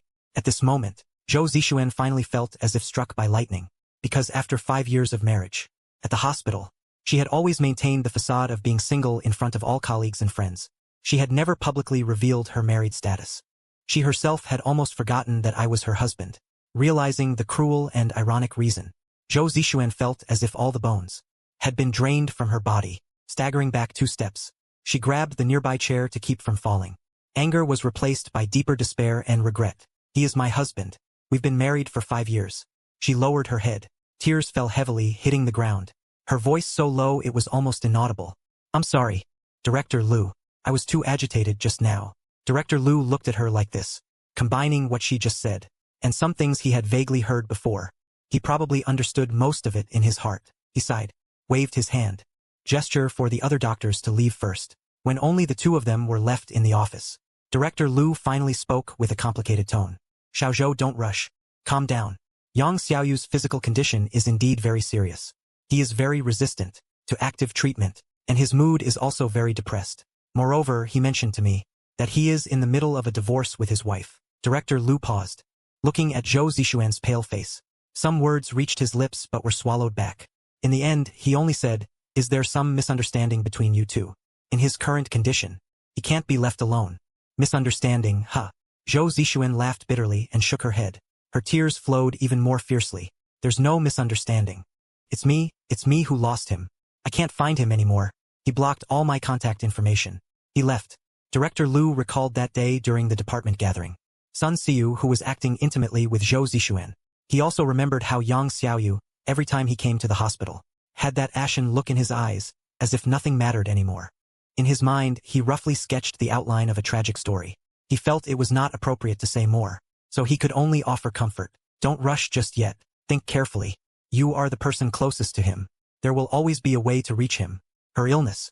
Perhaps in this final period, he will want to be with family. Zhou Zixuan suddenly lifted her head, as if she had grasped something. Most terminal patients ultimately choose to return to their parents. But just as this thought arose, the next second, an even deeper pain and helplessness engulfed her, because she sadly realized, after 5 years of marriage, he didn't have the contact information of any of my friends. Not even the exact address of my hometown, my parents' names and phone numbers. He never cared about any of that, let alone remembered it. What a ridiculous wife she had been. What a failure. By herself, she simply could not find me. In desperation, Zhou Zixuan could only beg Director Liu again, like grasping at the last straw. Director Liu, please help me. You are his attending physician. You must have his contact information, right? Please tell me. I need to find him. I must find him. Seeing Zhou Zixuan's humble and pleading manner, Director Liu felt a pang of sympathy, but still shook his head firmly. Xiaozhou, it's not that I won't help you. This is patient confidentiality. The hospital has strict regulations. I cannot disclose a patient's contact information. This is against the regulations. It also violates professional ethics. Zhou Zixuan certainly understood the hospital's rules. But now she had no other choice. She dropped to her knees with a thud, directly kneeling before Director Liu. Director Liu, I'm begging you. I know the rules, but I really have no other way. He is so gravely ill. He's out there all alone. If something happens to him, please, I beg you to help me.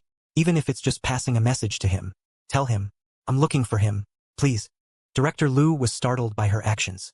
He quickly helped her up, seeing Zhou Zixuan completely broken down, and thinking about my own precarious health. As a doctor, and as an elder, he ultimately softened. Get up first. Director Liu let out a heavy sigh. Rules are rigid. How about this? I can try to contact him for you. Pass your words to him. But whether he's willing to reply, or if he'll reach out to you, I can't guarantee. Zhou Zixuan felt as if she had heard heavenly music. She immediately stopped crying. Hope sparkled in her eyes. She nodded repeatedly. Yes, yes, yes. Thank you, Director Liu. Thank him.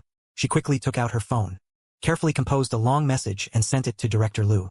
It was filled with her apologies, her regrets, her explanations, an urgent please. Please tell him where I am. Please make him come back to me. Director Liu forwarded that message to me in front of him. Then came the long and agonizing wait. When Zhou Zixuan got home, she stared unblinkingly at her phone, refreshing it every few seconds, hoping for a message from Director Liu, or a reply from me. She waited until evening. Finally, her phone rang. It was Director Liu. Zhou Zixuan's heart pounded wildly. Her fingers trembling, she tapped open the message. There was no text, only a screenshot. The screenshot showed the chat between Director Liu and me. Director Liu had sent that long paragraph. My reply was only 2 brief lines. Too long, didn't read. Don't bother me, ex-wife. Just 8 simple words, like 6 ice blades, instantly shattering the hope that had just risen in Zhou Zixuan's heart. He felt as if he had been thrown into an ice cave, chilled from head to toe. Even his breath carried shards of ice. Zhou Zixuan collapsed onto the sofa. After a long while, he finally seemed to regain a bit of strength. He couldn't accept it. Trembling again, he used his fingers, To edit another message under the chat between Director Liu and me. Another long passage. But as he wrote, he deleted it all. He threw his phone aside in fury, curling himself up into the sofa, losing all direction and strength. But soon he bolted upright, rushed into the bedroom, found the camera with the cracked screen that I had left behind. Luckily, the memory card still worked. He transferred the video to the computer, then played it over and over, watching me cough up blood, in unbearable pain. His heart ached beyond measure. His fingers unconsciously touched the cold screen, as if wanting to reach through it to stroke my face, wipe away the blood for me. But all his fingertips felt was the hard, icy glass of the monitor. He pulled his hand back, silently watching over and over again. Finally, he heard the video. My words, "I'll grant your infatuation for Sun Siyu." Zhou Zixuan held her breath nervously, her heart racing with an indescribable panic. But when exactly did he find out? I always thought I hid it well, at least in front of Yang Xiaoyu. I tried my best to keep my distance, she recalled frantically. The image finally froze on that day, when I went downstairs for a walk with him, and we ran into Sun Siyu. That day he went to the kitchen to make tea, leaving me alone with Sun Siyu for a few minutes. Could it be that Sun Siyu said something to him that day? But that day was near the end of the divorce cooling-off period. Even if he knew something, he couldn't have prepared the divorce papers that far in advance. He anticipated everything. Zhou Zixuan forced her memory back further, to over a month ago. That day I went to the hospital for a checkup, ran into him and tricked him into signing that property contract. But I already had the divorce papers ready that day. This shows my determination to leave him was decided much earlier. When exactly? Zhou Zixuan recalled day by day the time she spent with me. Most of it was as dull as water. Nothing special. Except for one exception. That was about a month before I tricked him into signing. That day, because Sun Siyu had just gotten divorced, she was feeling low, and asked Sun Siyu out for a drink. Both of them got completely drunk. In the end, she barely managed to send Sun Siyu home, then stumbled back herself. That night, did I say something to him while drunk? Something I shouldn't have said. Did I reveal something about my feelings for Sun Siyu? Thinking of this, Zhou Zixuan's heart skipped several beats. Her face instantly turned pale as paper. She didn't sleep a wink that night, replaying the events of these years like a movie, over and over in her mind. For the first 20-something years of her life, there was indeed only one Sun Siyu in her world. She truly, deeply liked him.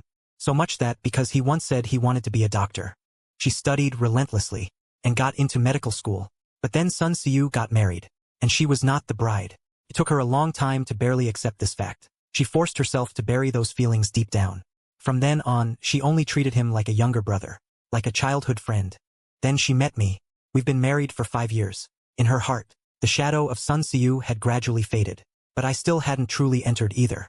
Having known me for so many years, she always had a complicated feeling toward me, but only lacked that kind of heart-throbbing love. She thought marriage could survive without love, that responsibility and habit could sustain it. She chose me, partly indeed out of a kind of compensation, a psychological compensation for the version of herself who once loved and was not loved in return. She wanted to give me a happy ending, as if this could heal her own past regrets. But she was too naive. To get what you don't truly desire is sometimes more desperate and painful than to love and not be loved. And this marriage of hers, based on compensation, was doomed from the start to hurt two people. After marriage, facing my fervent love, facing the emptiness and guilt in her own heart that couldn't reciprocate equally, Zhou Zixuan felt unprecedented pressure and suffocation. She instinctively wanted to escape, so she proposed a secret marriage, as if not making it public meant the marriage wasn't truly real. She could still retain a trace of herself, a trace of a way out. I agreed. I agreed without hesitation. And so Zhou Zixuan, with an escapist and wishful mindset, naively and selfishly stepped into the fortress of marriage. In fact, during the 5 years of marriage, she never actively contacted Sun Siyu.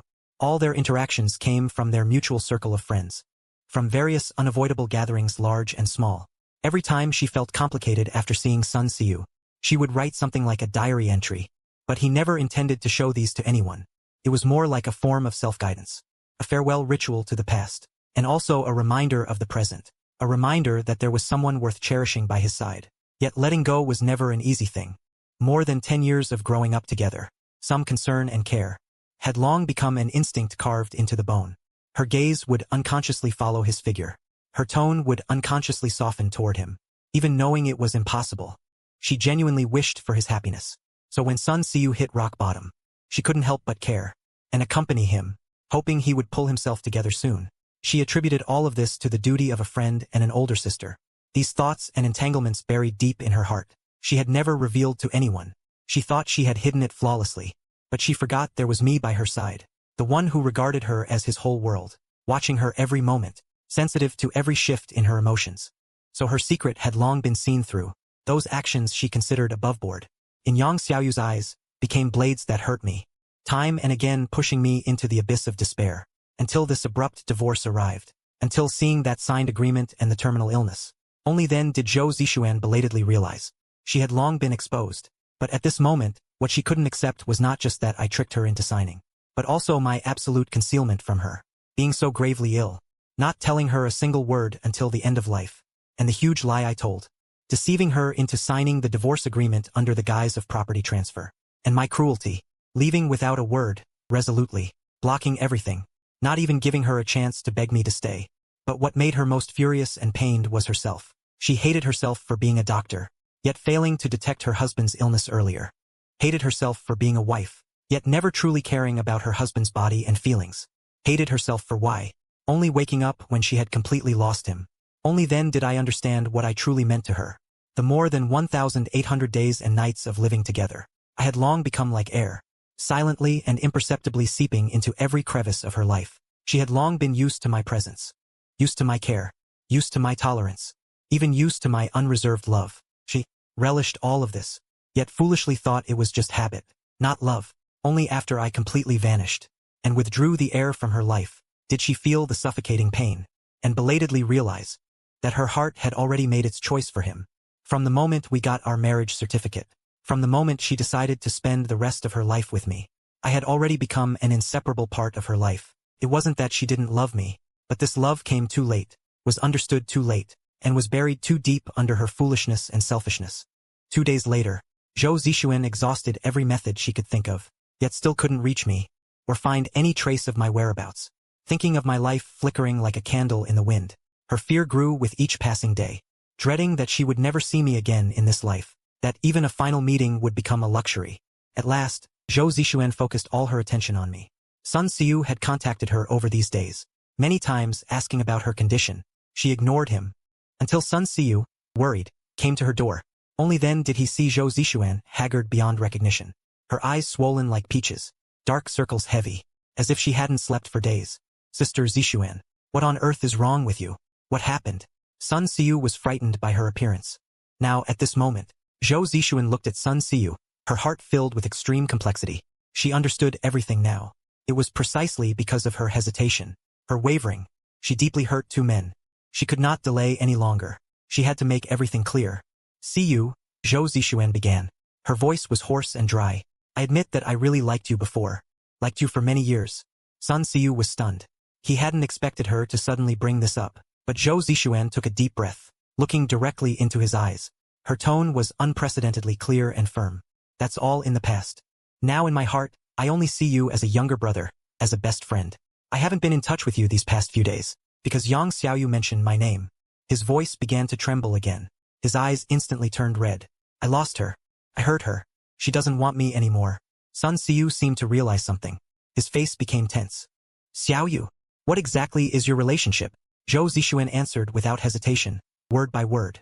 He is my husband. We have been secretly married for 5 years. What? Sun Xiu stepped back in shock. His face was written with disbelief. You are husband and wife? Then the ex-wife that Xiaoyu mentioned he was divorcing? That's actually you. At this moment, Sun Xiu completely understood everything. He was shocked into silence.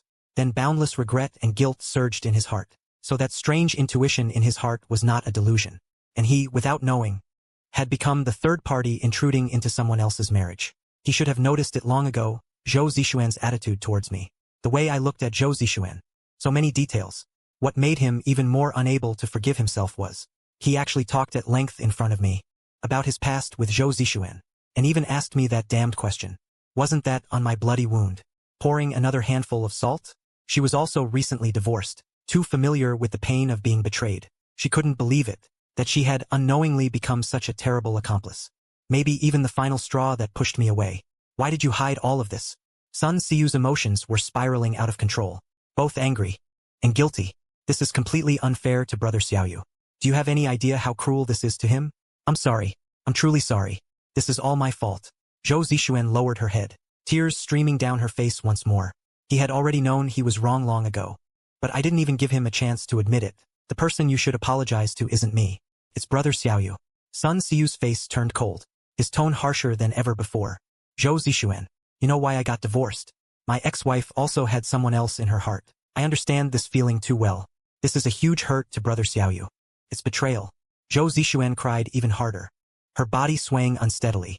I understand, I should have understood long ago. But now I can't reach him. She refuses to see me, won't give me a chance to apologize. That's not true.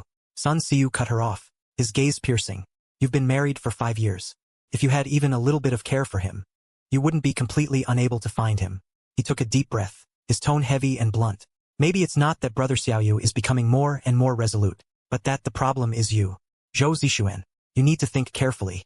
Whether in these 5 years you ever truly saw him as your husband, whether you ever treated him sincerely, that's why you know nothing about him. Zhou Zixuan's eyes were filled with endless regret and pain.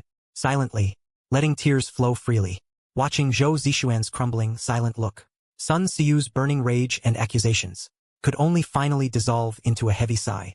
Think it over again. You are husband and wife. It's impossible for you not to find him at all. Hurry up. Don't keep brother Xiaoyu waiting too long. At the end of his words, Sun Siyu turned around and left without hesitation, without a trace of reluctance. Zhou Zixuan crouched on the ground, holding his head. Tears soaked the carpet. 3 days later, this was the 5th day since I left. Zhou Zixuan felt he was going mad. During this time he searched everyone who might know my whereabouts. My colleagues, my neighbors, even tried to contact my parents. Found nothing. He even began to think desperately. Maybe Yang Xiaoyu is already gone. As soon as this thought emerged, he forcefully suppressed it. Then came an even more devastating fear. He dared not imagine. If when he found me, we were already separated by life and death, what would he do? He would never forgive himself in this lifetime.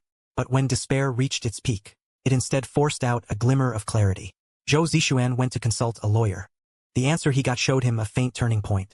The lawyer told him, after the divorce cooling-off period ends, the marital relationship is indeed automatically dissolved. But to obtain the divorce certificate and fully complete the legal divorce procedures, both parties must go to the marriage registration office together.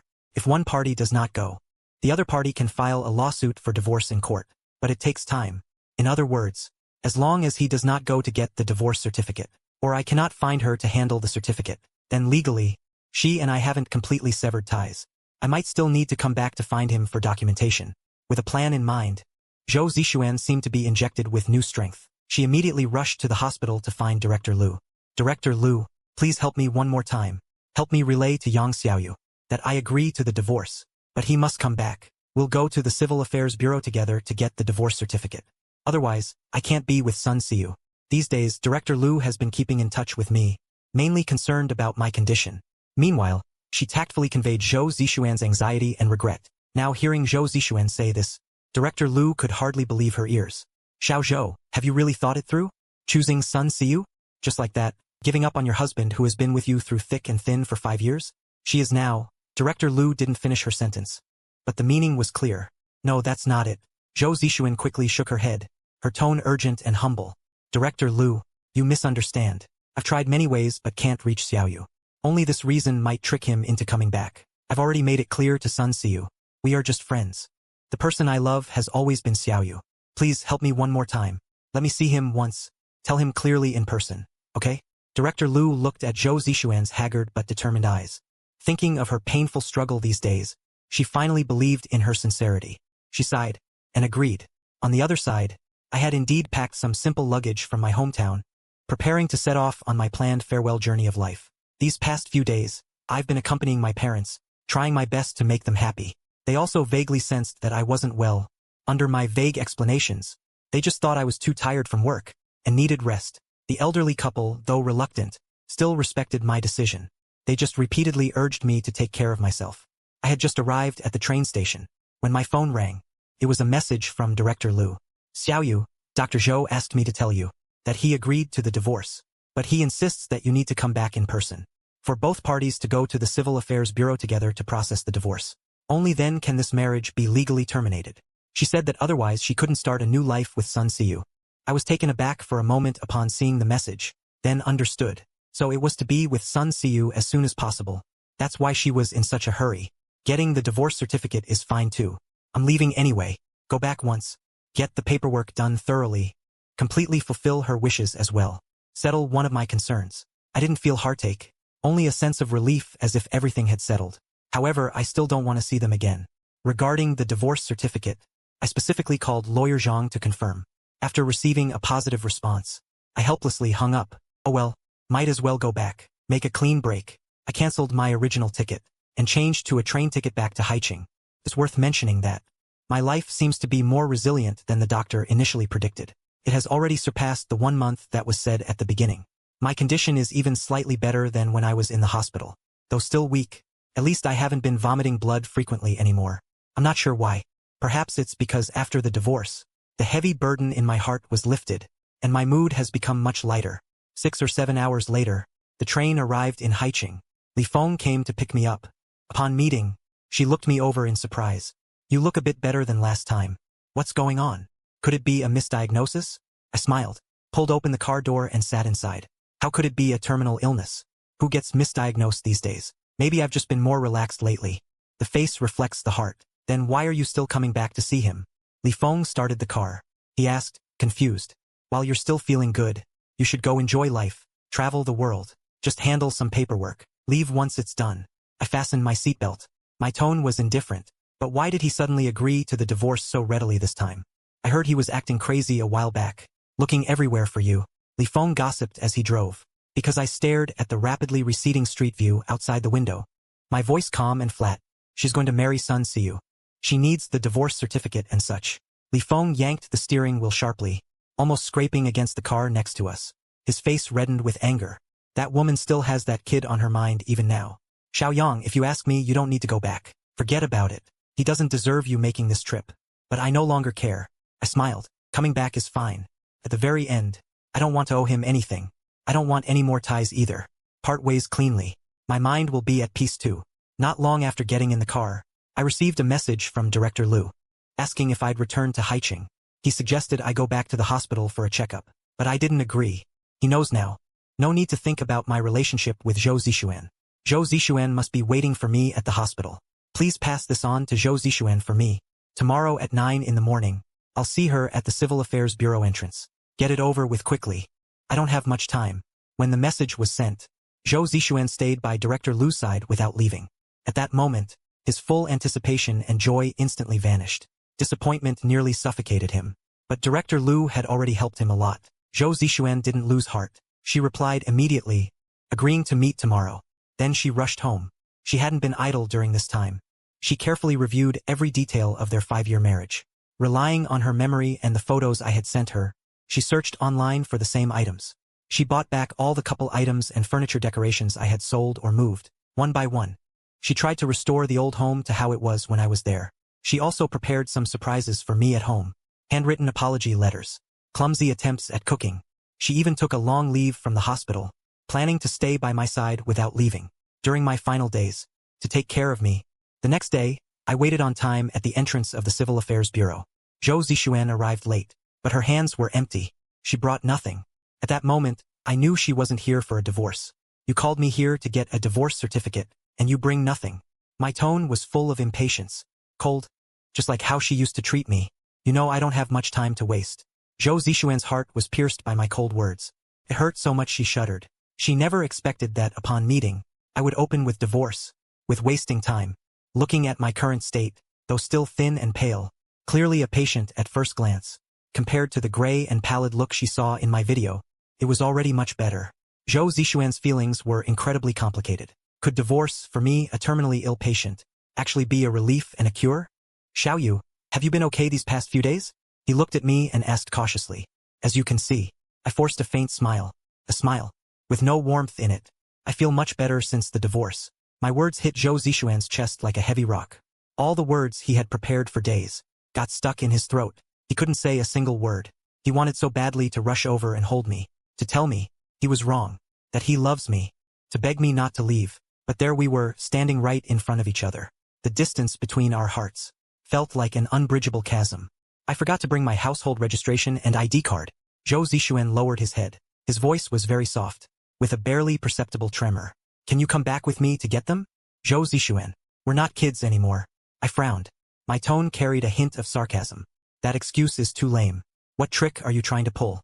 Just say it directly. I don't have time to play games with you. Seeing me so cold and distant, Zhou Zixuan's heart ached terribly. He seemed to have run out of moves. So he had to abandon all those carefully prepared surprises, and spoke in the clumsiest yet most sincere way, cautiously. No, it's not an excuse. I really couldn't find them. All these years, you've been the one organizing all the household documents. I don't know where you put them. Can you go back and help me find them? That wasn't entirely a lie. For years, I had indeed handled all the household chores. He didn't even know how to pay the utility bills. Seeing his reddened eyes and pleading look, I eventually softened. Just a little. Forget it. Consider it the last time I help him. Let's go. I turned and walked to the roadside to hail a cab. Zhou Zixuan quickly followed. I drove. Take my car. I glanced at her. Didn't object. The atmosphere in the car was suffocatingly tense. Zhou Zixuan couldn't bear the deathly silence. She took a deep breath and broke the stillness herself. Xiaoyu, have you been going to the hospital for checkups on time lately? Are you taking your medication? Her voice was laced with undisguised worry. None of your business.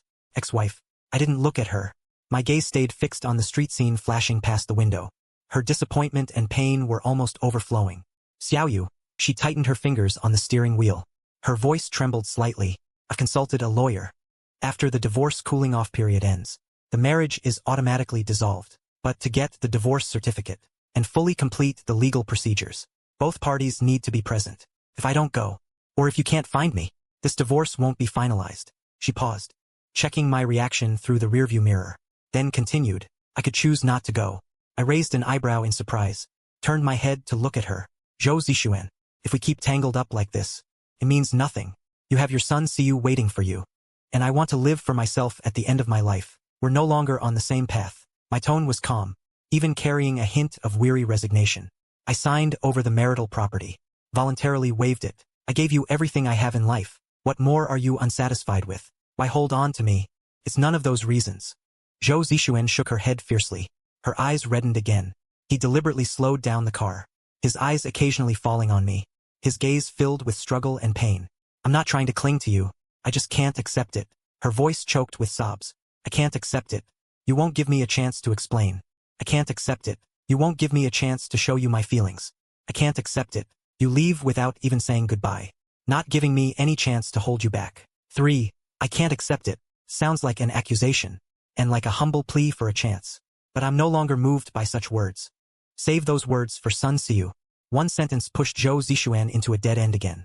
She was momentarily speechless, not understanding why I had become so heartless. When once Yang Xiaoyu valued her more than his own life. Xiaoyu, don't you understand what I mean yet? Her voice trembling with urgency. I don't want a divorce. I want to hold on to you. I want us to start over. Can we get back together? What a fine start over. With one casual sentence. He wanted to erase the 5 years of my humble sacrifices. Erase the pain and despair that nearly cost me my life. But I still couldn't understand. Sun Siyu is single again, and she and I are about to part ways completely. Isn't this exactly the opportunity he always dreamed of? Why would he suddenly turn around and say he wants to get back with me? My silence filled Zhou Zixuan with inexplicable panic. Don't stay silent. Are you still thinking about Sun Siyu? Zhou Zixuan's eyes reddened. Her tone flustered. Xiaoyu, I'm sorry. It's all my fault. I shouldn't have, because of someone from the past, hurt you over and over again. I hope you can forgive me. Give me a chance to make it up to you. Please. Why the sudden apology? This isn't the Zhou Zixuan I know. When has she ever been so humble? Those 3 words. I waited 5 years and never heard them. Now that we're divorced, what's the point? I gave a faint smile. The smile was full of exhaustion and distance. I will forgive you. After our divorce is officially finalized. One sentence. Zhou Zixuan opened her mouth. Again she was left speechless. It was as if all strength had been drained from her in an instant. She looked forlorn, like a lost child. Xiaoyu, do we really have to divorce? Her voice was soft, carrying a humble plea. I really don't want to leave you. There's no need for this. I sighed. My tone softened a little, but it remained firm. 5 years together. I just hope we can give each other a decent intermission. I'll give you and Sun Siyu your endless blue skies, and you give me this last bit of peace and freedom. Right now I have only one thought. Get the paperwork done as soon as possible. Make a clean break. Then leave. I don't have much time left. There are still so many things I want to experience alone. I don't have time to listen to Zhou Zixuan's hollow confessions here. I don't want to. Zhou Zixuan suddenly raised her voice. Her voice choked with tears. Xiaoyu, I lied to you. I'm not actually going to marry Sun Siyu. I've already explained everything to him. I did like him before. But since he got married, I've only seen him as a younger brother. You're the one I love. You've already entered my heart. Can you please not leave me again? Zhou Zixuan finally found the chance to pour out all her true feelings. But I wasn't buying it. The story between Zhou Zixuan and me is long and painful, like a damp, cold nightmare. Now that I've finally managed to break free from it, I'm covered in wounds. With just a few words, he wants me to go back. That's impossible. Zhou Zixuan. I turned my head and looked him straight in the eyes. My tone was calm yet cruel. You have no credibility with me anymore. A single simple sentence. But for Zhou Zixuan it was the heaviest blow. I used to believe every word he said without reservation. Every look in his eyes. Every promise he made. Now he himself has overturned all that trust. He personally ground away every last bit of hope and love I had for him. Zhou Zixuan's heart ached as if twisted. But he had already anticipated the outcome of my rejection. He refused to give up. He took a deep breath, then spoke again. His tone was like burning one's bridges, desperate and resolute. Xiaoyu, I know I've broken your heart, but can you give me just one chance? Let me slowly mend it. I will prove with my actions that I love you. I truly love you. After the divorce is done. I looked away, my tone impatient. You can prove it however you want to whomever you want. I won't stop you. Hurry up. I'm tired. Seeing me so stubborn and unreachable. Zhou Zixuan's heart turned cold, but he dared not say more, afraid he would really anger me, and lose even this last chance to ride in the same car. No more words were exchanged the rest of the way. The car finally stopped in my apartment building's underground garage. I didn't give him another chance to speak. I pushed open the door and got out directly. Zhou Zixuan sat frozen in the driver's seat. His heart felt heavy and choked. In the end, he could only let out a deep, heavy sigh. Got out and followed behind me. We stepped out of the elevator. Arrived at the apartment door. Zhou Zixuan suddenly felt a bit nervous. His fingers trembled slightly as he unlocked the door. Xiaoyu stepped aside. His voice carried a faint, barely noticeable hint of anticipation and unease. Welcome home. The scene inside the door left me stunned. All my things had clearly been moved out, but at this moment, the living room had almost been restored to how it looked before I left. The throw pillow I often leaned on was on the sofa. The mug I used was on the coffee table, and on the center of the dining table sat a somewhat lopsided cream cake. Beside it were a few plates of home-cooked dishes that didn't look particularly appetizing. I prepared all of these for you. Zhou Zixuan looked at me. Her eyes were full of expectation and caution. Xiaoyu, please don't leave me, okay? I stood at the door. I didn't step in immediately. My gaze swept over these deliberate restorations and clumsy surprises. There was no touch of emotion in my heart, only a deep sense of exhaustion and absurdity. Put it all away. I spoke, my voice flat. We're here to get the documents. This kind of scene isn't appropriate. I walked in and changed into slippers. My tone was calm as I asked, where did you get these things? I was certain all my belongings were at my parents' place in my hometown. What appeared here could only be replicas. Xiaoyu, Zhou Zixuan, hadn't expected me to react this way. From the very first words we exchanged, I hadn't said a single sentence without mentioning divorce. She finally realized clearly that 5 years of neglect and hurt had completely erased the young Xiaoyu who once had eyes only for her. What remained was just a shell. He had also closed all the doors to his heart. He was silent for a moment before answering in a low voice. I searched for each item online, comparing them to photos you took before, and the purchase records. I found them one by one. It wasn't much trouble. I took an extended leave. I have time. Her voice grew quieter and quieter, heavy with a nasally tone. Because only this way could I create an illusion for myself. The illusion that you haven't left yet. Only then can I have a little hope. Maybe one day you'll be like before. Push open the door and come home. Xiaoyu, I don't know how to get through the days without you. This time I'm truly a bit moved. Not because I'm touched, but because it's pitiful. For the past. And also for her now.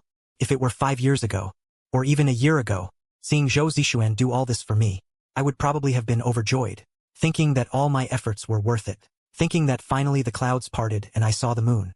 But now, I've barely managed to free myself from this hopeless, unrequited love. I no longer want to waste even a single minute or second of emotion and energy on her. I softly responded, my tone still calm. If you want to keep them, then keep them. You can slowly throw them away later. After the divorce, you'll gradually get used to it. I walked straight toward the bedroom to get the household register and ID card needed for the divorce. I knew where they were, in a small locked drawer. Zhou Zixuan stood frozen at the door, watching me, the figure of me walking toward the bedroom without hesitation. Her heart ached until she couldn't breathe. She slowly began to realize, maybe this was just how my personality always was. Not like what she had seen all these years. Always accommodating, endlessly tolerant, forever gentle. So those 5 years, all my patience, all my good temper, all my tenderness and thoughtfulness, were all because I loved her. Because I loved her, I was willing to wrong myself, swallow all the bad emotions, hide all my sharp edges, only leave the warmest side for her. But what about her? She was too immature, too selfish, too much taking everything for granted, until so late, until completely losing her. Only then did I realize that the Yang Xiaoyu who was always patient with her, the Yang Xiaoyu who was always gentle with her will never come back. Zhou Zixuan crouched by the door, tears streaming down her face. She desperately covered her mouth, trying not to let herself sob out loud, because this was all her own doing. Because Zhou Zixuan had restored the room to its original state. Those documents weren't hard to find. I quickly took them out from the drawer. Just as I walked out of the bedroom, I saw Zhou Zixuan slumped by the door, her shoulders trembling slightly. Her eyes and the tip of her nose were both red. Clearly she had just been crying. I frowned. What kind of trick is this now? Begging and apologizing have been tried. Now she starts playing pitiful, seeking sympathy. I walked over, my tone tinged with faint skepticism. Are you feeling unwell? If she dared to fake illness to stall, I would immediately turn and leave. No. Zhou Zixuan quickly wiped her face with the back of her hand, forcing herself to stand up, squeezing out a smile that was uglier than crying. Let's go. Downstairs and into the car. This time, not a word was spoken along the way. Zhou Zixuan didn't say anything else. She just drove in silence, her eyes fixed straight ahead. The car finally stopped again at the entrance of the Civil Affairs Bureau. Hurry up. I glanced. It's almost closing time. It was indeed getting late. I was worried that if we delayed until they closed, we'd have to wait another day. So I directly grabbed Zhou Zixuan's hand and walked quickly into the Civil Affairs Bureau. The warmth from my palm caused Zhou Zixuan to be dazed for a moment. Once upon a time, when she and I came to get our marriage certificate, we were also in such a hurry. At that time, I was probably afraid she would back out, afraid she would retreat at the last moment. So I held her hand tightly all the way. Quick steps, with barely suppressed excitement and joy on her face. That look, unconsciously, it seemed to dispel some of her confusion and fear about marriage. Zhou Zixuan belatedly realized that from that moment on, I had already begun to slowly enter her heart. But now the same scene, the same person, even the same act of holding her hand and walking quickly, everything had changed. Zhou Zixuan's eyes dimmed. Like a puppet, I pulled her along to take photos mechanically, fill out forms, sign, and press her fingerprint. When that booklet printed with the words, "Divorce Certificate," was finally handed to each of us, I let out an obvious sigh of relief. My tense shoulders slumped. Even on my usually pallid face, there was a trace of relieved ease. Finally, I muttered to myself, holding that divorce certificate, turning it over and over, the corner of my mouth. Even unconsciously, a faint curve lifted at the corners of my mouth. Truly is freedom, Xiaoyu. Zhou Zixuan stared at the glaring red document in my hand, then looked at the undisguised expression on my face. Her heart felt as if a piece had been gouged out. The pain made her barely able to stand. But amidst all this heartbreak and despair, a thought grew wildly in her heart like weeds. Since he resisted so much staying in the past marriage with him, well, the marriage can end. But if the marriage ends, it doesn't mean the story between us has to end. We can have new identities, a new beginning. She suddenly made up her mind, as if she had figured something out. Her eyes refocused, looking at me. Xiaoyu. She called out to me as I was about to turn and leave. Perhaps because of the final break, I was in a good mood. After the divorce, this is the first time I've used a relatively calm tone to respond to her. Zhou Zixuan took a deep breath, looked into my eyes, and said word by word, clearly and firmly, "Let's start over." What? I wondered if I heard wrong, staring at her in shock. Zhou Zixuan, are you out of your mind? After all the trouble I went through, just to finally divorce you, and completely get out of this relationship, you turn around and tell me, "Let's start over." Zhou Zixuan saw the disbelief in my eyes, but her resolve only grew stronger, and her thoughts clearer. What I mean is, she took a step forward, with a serious tone. Even though our marriage is over, we're still old classmates, aren't we? Divorced. Even if we can't be husband and wife, we can still be friends, right? Friends. I frowned instinctively, and refused to forget it. Looking at Zhou Zixuan's unusually bright eyes, I felt she had ulterior motives. Knowing her as I did, this wasn't her truly letting go. Who on earth gets divorced because of cheating, and still manages to be friends without any hard feelings? But I never expected that this time Zhou Zixuan would have a solid argument against me. Xiaoyang, that's not fair of you. She lifted her chin slightly, her tone carrying a hint of deliberate grievance. You wanted a divorce. I may have dragged my feet, but in the end I still went through with the paperwork. You can't just pull up your pants and pretend we never happened. Have you forgotten what you said to me just now in the car? What nonsense did I say? I was a bit annoyed by his vulgar metaphor. You said. Zhou Zixuan stared into my eyes and repeated word for word. As long as I agree to divorce you, then I can prove love however I want and to whomever I want. You said that if we get divorced, you would forgive me. Did you say these words or not? Looking at Zhou Zixuan's expression as if she had solid evidence, the corners of my mouth couldn't help twitching twice. I did say those words, but at that time I was just trying to get rid of his pestering as quickly as possible, and said it casually to make the divorce go smoothly.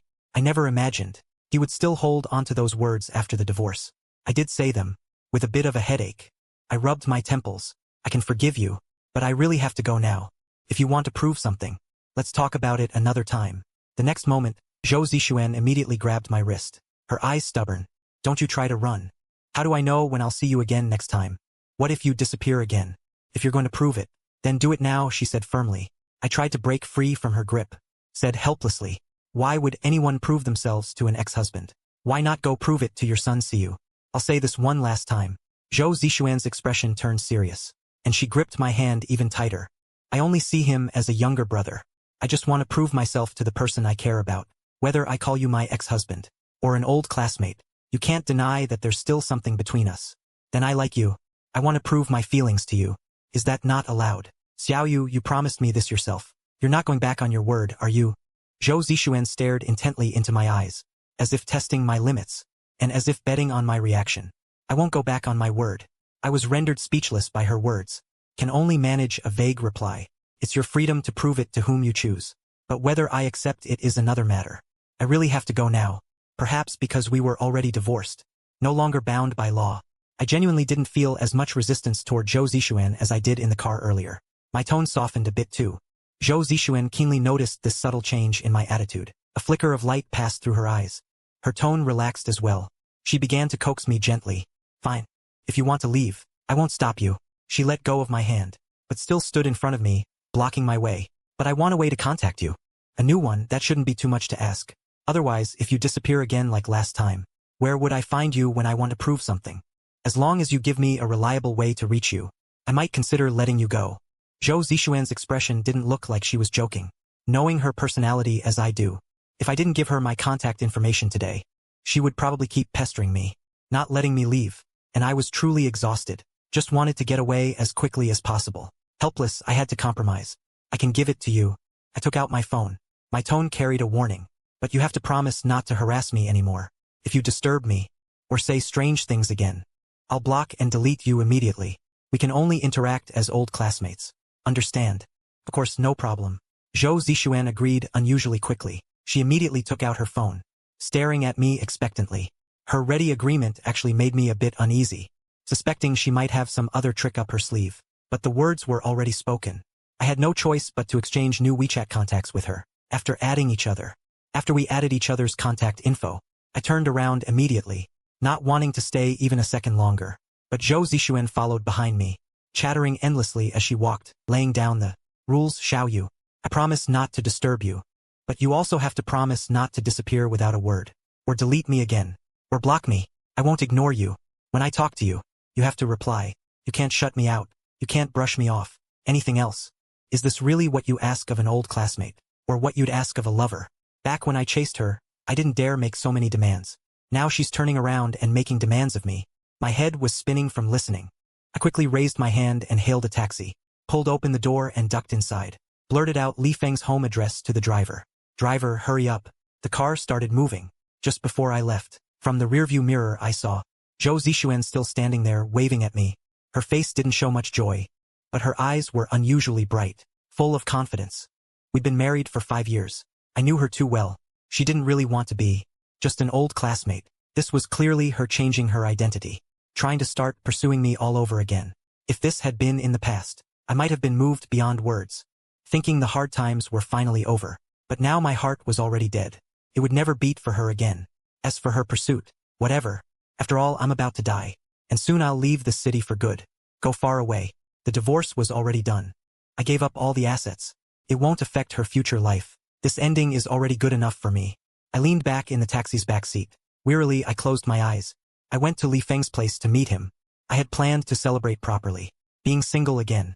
But he absolutely refused to let me give up. He insisted on dragging me to the hospital for a checkup. Really, it's not necessary. Bro, my own body. I know it's no good. Li Feng was adamant. You're divorced. Such a happy occasion. What if a re-examination turns out fine?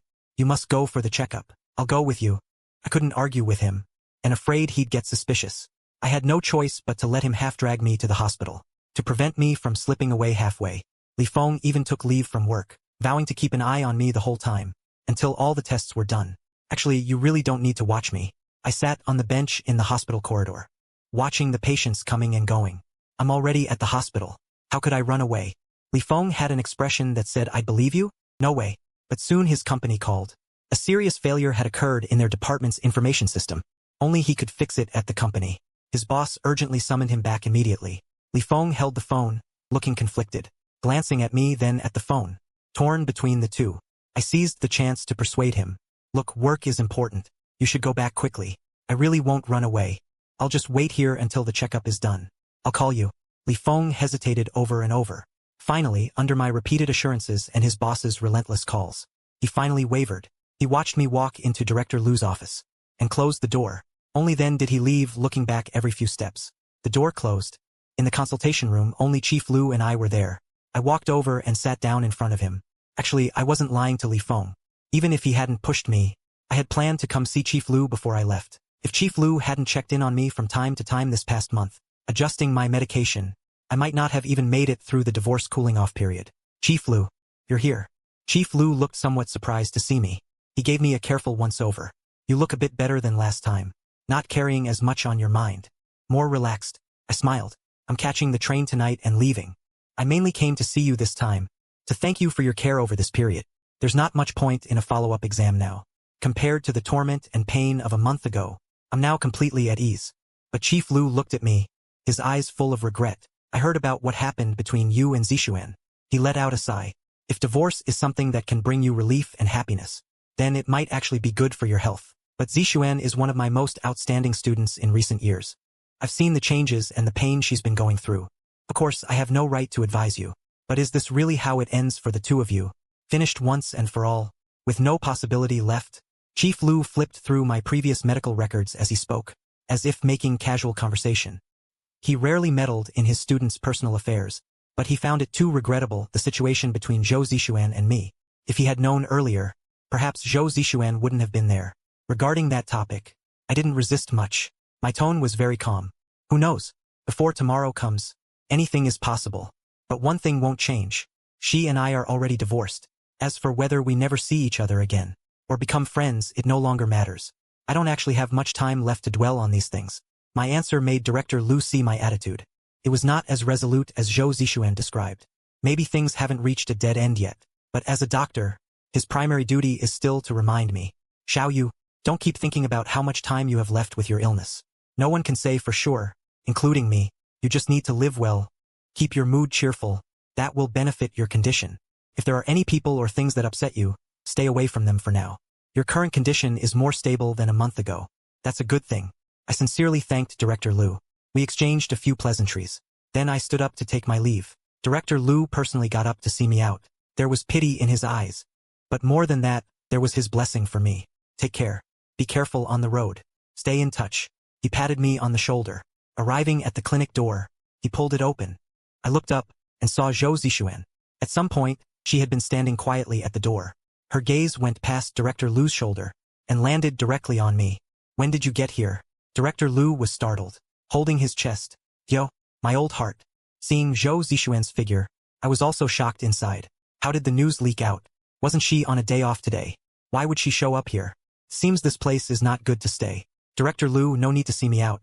Take good care of yourself. I said goodbye to Director Lu and prepared to leave. Reaching the door, I brushed past Zhou Zixuan. We look at each other in silence. This time he didn't stop me. He just silently stepped half a step to the side.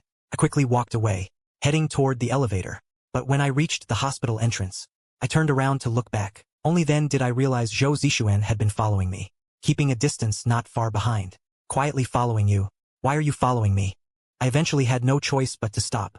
turned around and looked at her. Zhou Zixuan quickened her pace and came up to me. Her face showed no particular expression. Her tone was also very calm. Nothing much. Just wanted to experience how you felt back then. What feeling? She tilted her head slightly, as if reminiscing. When your heart and eyes are full of just one person, you really can't help but follow behind them. Even just looking at their back feels wonderful. Her words left me speechless for a moment. I didn't know how to respond. Back in college, Zhou Zixuan continued walking forward, walking side by side with me, her voice soft. I remember every time after evening self-study class, you would just happen to show up near our classroom, and then follow me all the way, until I reached the girls' dormitory building. At first, I thought you were some creepy stalker. I almost went to the security office to report you. The corners of her mouth curled slightly, revealing a hint of nostalgia. Only later did I find out. You just wanted to get a few more looks at me, wanted to walk me home along the way. Zhou Zixuan and I share too many memories. Now she brings them up one by one. Her tone no longer cold like before. Instead, it carries a belated tenderness and nostalgia. Those fragments of the past, like old movie film reels, frame by frame appear before my eyes. I can't help but be moved inside. Emotions stir, causing ripples in my heart. Zhou Zixuan is still counting all the kindnesses I showed her over the years. Remembering how I would silently prepare brown sugar ginger tea during her period. Knowing her stomach was weak, I would prepare light meals for her in advance. She casually mentioned liking a book, and the next time we met, that book would appear right in front of her. All those little details I thought she had never noticed. She remembered them all. But these shared memories, in her mouth, were filled with belated cherishing and beauty. Yet to my ears, they turned into a history of bitterness I couldn't bear to revisit. Enough, really enough. What exactly are you trying to say? Just say it directly. I interrupted her. I'm leaving. Zhou Zixuan stopped in her tracks, looked at me, her eyes serious. Where are you going? I'll give you a ride. Are you going to say it or not? If not, I'll call a cab myself. I frowned, not wanting to tangle with her any longer. What I want to say is I want to give you a ride. Zhou Zixuan stared at me stubbornly. As an old classmate, running into you at the hospital, giving you a lift, that's not too much to ask, is it? You clearly promised yesterday that you wouldn't resist me like this. How can you go back on your word? The next moment, she started bringing up how gentle I used to be, how trustworthy, how good. Her nagging irritated me, and I just wanted to get away as soon as possible. Reluctantly, I gave in. All right, I agree. Go get your car. Good? Zhou Zixuan's eyes lit up. I promise you right away. Don't sneak off. Wait, my old classmate. She repeatedly urged me not to run off before quickly walking toward the parking lot. I won't run. But as I watched her receding figure, I immediately walked to the roadside, ready to hail a taxi. Strangely though, the hospital entrance, usually bustling with traffic, had no empty taxis today. I waited for ages without seeing a single cab. Seeing that Zhou Zixuan's car was about to drive over, I quickly lowered my head and walked briskly along the sidewalk, planning to flag a taxi at the next intersection. Xiaoyu, I knew you'd try to sneak away. Before I had gone far, a familiar horn sounded beside me. I turned my head. Zhou Zixuan had rolled down her window, cruising slowly alongside me. Her face carried a hint of an I knew it look, mixed with a little hurt. Get in, old classmate. She stopped the car. I looked at her, and finally, helplessly, opened the door. Got in. Where to? She asked. I don't know. Just drive anywhere. I said grumpily. But Zhou Zixuan acted as if I had said something sweet. Her eyes curved into a smile. Do you mean you want to spend more time with me? I was speechless, silently turned to look out the window. When did I ever notice she was so good at taking advantage of an opening, and so hard to shake off? To Li Feng's place. I gave an address, then immediately added, don't say another word. Let me have some peace, or I'll get out right now. The threat worked. Zhou Zixuan shut her mouth, drove in silence, but her speed was unbearably slow, as if she was deliberately stretching out the drive. Want to spend a little more time with me? I can't be bothered to call that out, nor do I care to interfere. After all, the destination will be reached eventually.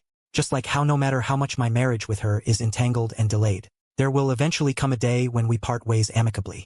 I don't know how much time passed. I closed my eyes to rest in the car, feeling drowsy. In the silence, Zhou Zixuan suddenly spoke up.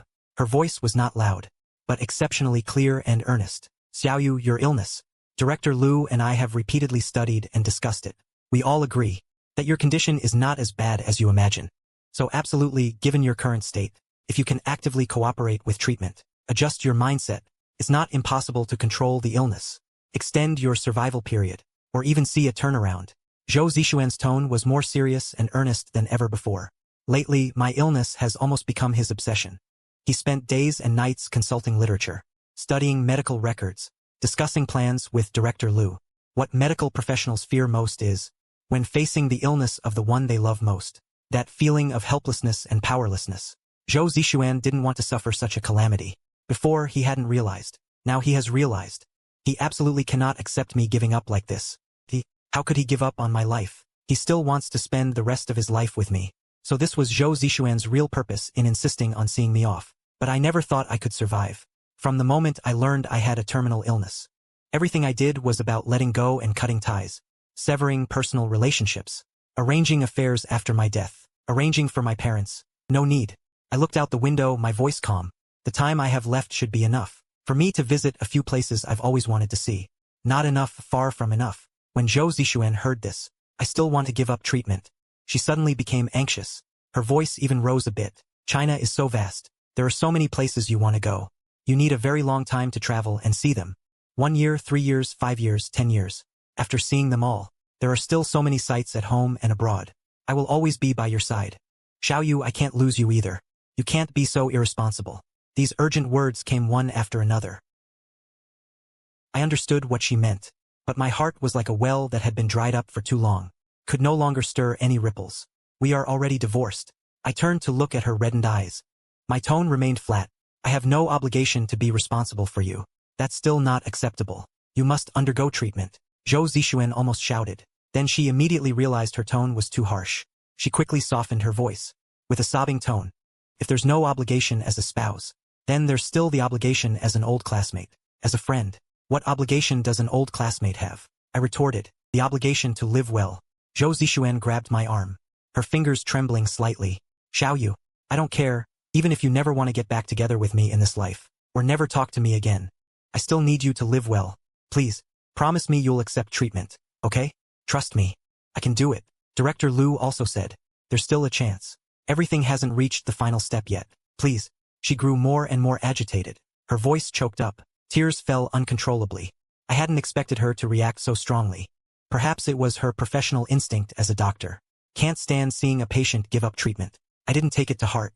Just then, the car arrived at the entrance of Li Feng's neighborhood. I'm here. I opened the car door, ready to get out. Xiaoyu, Zhou Zixuan called out from behind me. Her voice was hoarse and broken. I'm sorry. I was too agitated just now. I shouldn't have pushed you, but you still have a chance. Please think it over again, okay? She wiped away her tears, as if suddenly remembering something. Sun Siu. He wants to add you as a contact, to have a chat with you. Would you be willing? Listening to Zhou Zixuan's cautious voice, looking at her reddened eyes, how could I not understand her? Right now, that feeling of holding onto a humble hope inside her. For the past 5 years, I had been feeling that way all along. Perhaps when a person is about to die, their words turn kind, or perhaps I finally let go completely, unable to harden my heart, or maybe I felt that Sun Siu hadn't actually done anything wrong. I was silent for a few seconds. In the end, I nodded gently. Okay. Back at Li Feng's place. He hadn't returned yet. I had just put down my things. When my phone buzzed, it was a new friend request. The requester, Sun Siu. Request note. Brother Xiaoyu. I'm Sun Siu. There's something I want to say to you. Mind having a chat? Seeing that name again. My feelings were complicated. I really didn't dislike Sun Siu. I even felt we were kindred spirits in some way. But I didn't know what he wanted to talk about now. With an indescribable feeling, I still clicked. Accept friend request. As soon as I got Sun Siu's message, it was sent over right away. As straightforward as ever. Brother Xiaoyu, do you have time this afternoon? I want to meet you and have a few words. He is still so straightforward. My fingers hover over the screen. For a moment, I don't know how to reply. Regarding Sun Siu, my emotions have always been complicated. In front of him, I am a complete failure. In Zhou Zixuan's heart, I have never beaten him even once. I used to be jealous of him, even secretly hated him. Hated that he didn't have to do anything, to easily occupy all of Zhou Zixuan's thoughts. But last time we met, after he shared some heartfelt words with me, I realized he is not the kind of scheming person I imagined. On the contrary, I feel that we actually get along quite well. All the conflicts and opposition between us stem from Zhou Zixuan. He is Zhou Zixuan's childhood friend, the secret moonlight in her heart, and I am Zhou Zixuan's legal husband, but a wretch who has never entered her heart. Now Zhou Zixuan and I are divorced. I should have completely cut ties with Sun Siu, and had no further connection with anyone around him. But for some reason, a faint urge to go see Sun Siu stirred within me. I wanted to know what he really wanted to say to me. My train was in the evening anyway, so I had a few seconds in the afternoon to think. I replied, fine, you set the time and place. Sun Siyu quickly sent me a restaurant location and meeting time. That afternoon I went to the restaurant Sun Siyu had booked. It was a private kitchen with an elegant atmosphere. Not many people. Very quiet. Sun Siyu had already arrived, sitting by the window. When he saw me, he immediately stood up, an apologetic smile spreading across his face. Brother Xiaoyu, long time no see. Sun Siyu. He seemed somewhat changed. The confident energy from our last meeting was gone from his face. Instead, it added a bit of composure. We sat down and ordered. The atmosphere was awkward for a moment. After all, we weren't really close. And we had few common topics. It was Sun Siyu who spoke first. He held the water glass with both hands. His fingertips applied slight pressure. His expression was very serious, even with a hint of solemnity. Brother Xiaoyu, the reason I called you out this time has no other intention. I just want to apologize to you in person. I was a bit surprised. Apologize for what? Sun Siyu lowered his head. His voice was low. For all the stupid things I did before without knowing. And the stupid things I said. I really didn't know you and Sister Zixuan were married. If I had known, I would never have said in front of you those things about my past with her. And I definitely wouldn't have asked that damn question. She looked up. Her eyes were full of sincere guilt.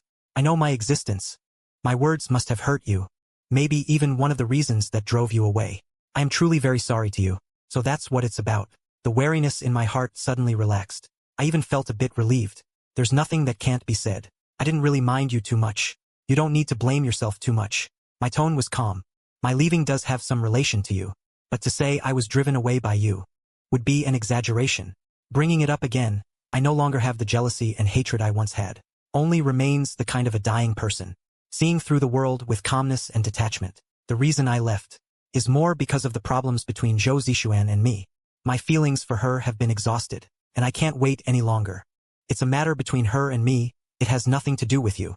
Faced with my openness, the guilt in Sun Siyu's eyes only deepened. But Sister Zixuan, it's also because of me that she did those things that hurt you. No matter what, I can't escape blame for your divorce. I am a sinner. Brother Xiaoyu. He looked at me with very sincere eyes. To be honest with you, after we talked last time, I really started to see you as a friend I could open up to. It might be too late to realize this now, but I still hope you can give Sister Zixuan another chance. Can you two remarry? Sun Siyu's words caught me completely off guard. I had thought many people might urge me to remarry Zhou Zixuan, parents, friends, even Director Liu. But I never expected Sun Siyu to say such a thing. Logically, with Zhou Zixuan and me divorced, he should be the one with the best chance. But now I really don't understand what Sun Siyu is thinking. I couldn't help asking. I don't get it. Didn't you express your feelings for Zhou Zixuan that day? Now that she's single again, why aren't you pursuing her? Instead, you're trying to persuade me? That wasn't love. Almost without a second thought, he immediately shook his head. Denying it, there was no hint of spite in his eyes. Only clarity and honesty.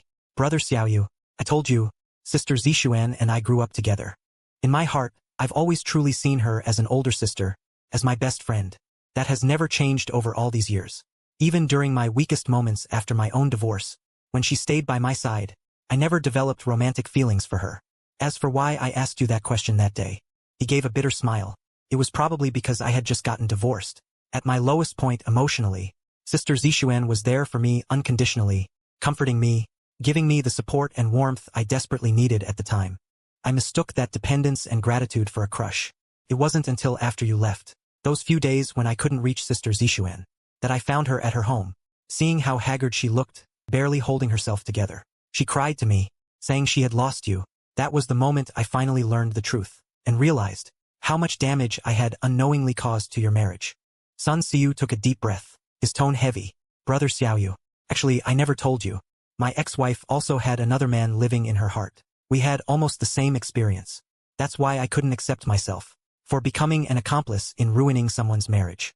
I don't want to be a sinner, and I can't get past this in my own heart. So that day I had a thorough talk with Sister Zixuan.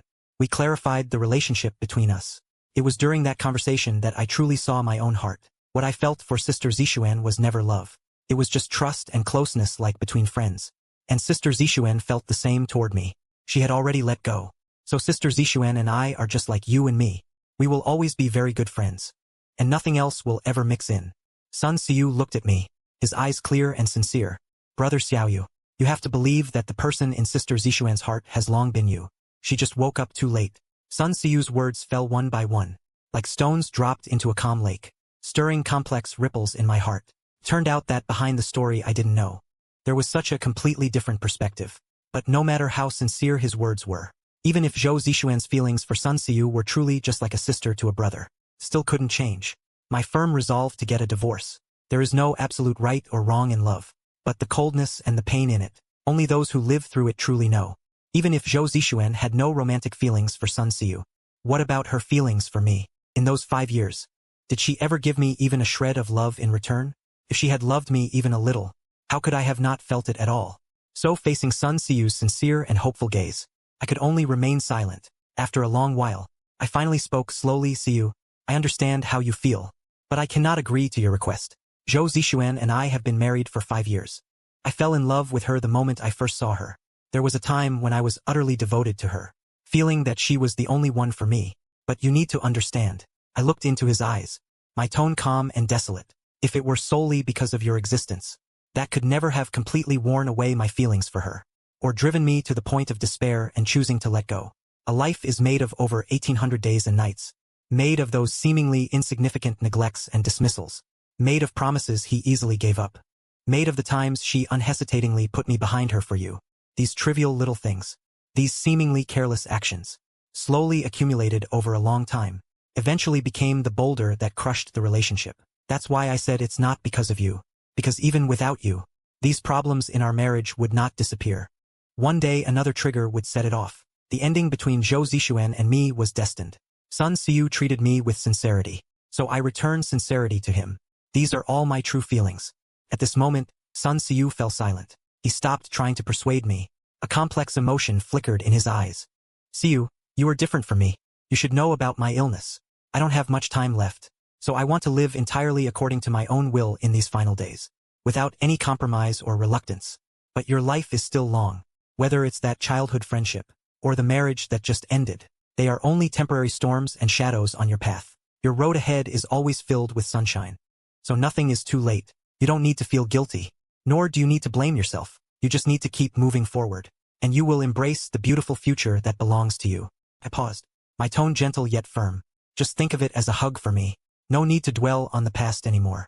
I gently patted Sun Xiu on the shoulder. At that moment, he seemed to understand the deeper meaning in my words. For the rest of the meal, we tacitly avoided bringing up feelings and marriage again. Instead, like old friends who admired each other, we talked about other things. About life, about the future, about some trivial, light-hearted anecdotes. After we parted, we stood up to say goodbye. Take care, Brother Xiaoyu, Sun Xiu said, looking at me, his eyes sincere. Wherever you go, I hope you are safe and well. You too look forward. I smiled at her, turned and walked away. Sun Xiu stood there watching my retreating figure, not moving for a long time. His face showed no expression, but his eyes seemed to have understood something, or as if he had unloaded a heavy burden. He bent down from an extremely hidden corner under the dining table, and removed a micro-recorder. Sun Xiu knew that Zhou Zixuan had been listening all along, but the prolonged silence at that moment made the atmosphere feel a bit stagnant. Sister Zixuan. Sun Xiu spoke softly into the microphone. Are you okay? There was a long silence on the other end. After a while, Zhou Zixuan's hoarse, choked voice came through. I'm fine. Thank you. Xiu. Really thank you. If it weren't for you, I might never have had the chance to hear Xiao Yu's true thoughts from her heart. Sun Xiu let out a slight sigh. It's nothing. You helped me through so many dark times. This is the least I could do. But Brother Xiaoyu's attitude is more resolute than we imagined. Sister Zixuan, do you think you still have a chance? Zhou Zixuan couldn't be sure either. At that moment, her heart was a mess of complicated emotions, like an overturned spice rack. Before this, she stubbornly thought his departure was because he always held a grudge about her past with Sun Xiu. But only now, hearing my words with her own ears, did she suddenly realize she perhaps had never truly understood this man. The harm she caused him was far deeper and heavier than she imagined. But could everything really be beyond repair? Zhou Zixuan was unwilling to accept it. She was silent for a long time, so long that Sun Xiu thought she wouldn't answer. Zhou Zixuan finally spoke slowly. Her voice was very soft, yet exceptionally firm. Whether it can be mended, I am not sure, but I am very clear. My heart, I love you. I hope her remaining years have no pain, no illness, can be safe and joyful. If one day her remaining years truly have no me, that is also okay. At least he is healthy. Happy at least. I have tried my best. I will have no regrets. Zhou Zixuan's last words were unusually calm, yet carried a determination as if burning the boats. Sun Xiu was moved by what he heard. A hint of relieved smile unconsciously appeared on his face. Sister Zixuan, go bravely. I will always support you. This was also what Brother Xiaoyu said. What does the storm and failure matter? They are only temporary differences in life. As long as we strive to move forward, they will eventually pass. The only thing we need to do is to have no regrets. Sun Xiu's words were forceful and firm. Zhou Zixuan gave a heavy aham on the other end, then hung up the phone. It's about time. She needed to go see the person in her heart. On the other side, I had already said goodbye to Li Feng and arrived at the airport, ready to officially begin my planned journey around the world for the rest of my life. Perhaps I will die somewhere along the journey. Perhaps I can hold out and visit a few of the planned places, then return to my parents. But I have no obsession with returning to my roots. I only hope that, in my final days, I can see as many different faces of this world as possible. Then stop wherever fate takes me. Wherever that is will be my final resting place. I completed the check-in procedures, passed through security and arrived at the boarding lounge. Perhaps because my mood was relatively calm. My body had no particular discomfort. Other passengers were still boarding one after another. I sat in a window seat, turned my head to look out at the vast tarmac, looked further into the blue sky. I have always believed that in the distance there must be scenery I look forward to seeing. There is a life I have never experienced. With this broken body and the little time left, I will bravely go forward. Just then, my phone vibrated. It was a message from Li Feng, with a photo attached. Dude, do you think I'm seeing things? How does this figure from behind look so much like your ex-wife? He saw the words ex-wife at the airport. My heart skipped a beat. I opened that photo again, though it was just a hurriedly passing figure from behind. I was too familiar with Zhou Zixuan. I recognized her almost at a glance. The photo was clearly taken at the airport, and judging by the lighting and angle it was just a short while ago. Li Feng had just seen me off and left. A sense of foreboding suddenly surged in my heart. This woman is not going to haunt me and follow me again, is she? When did you take it? I replied immediately.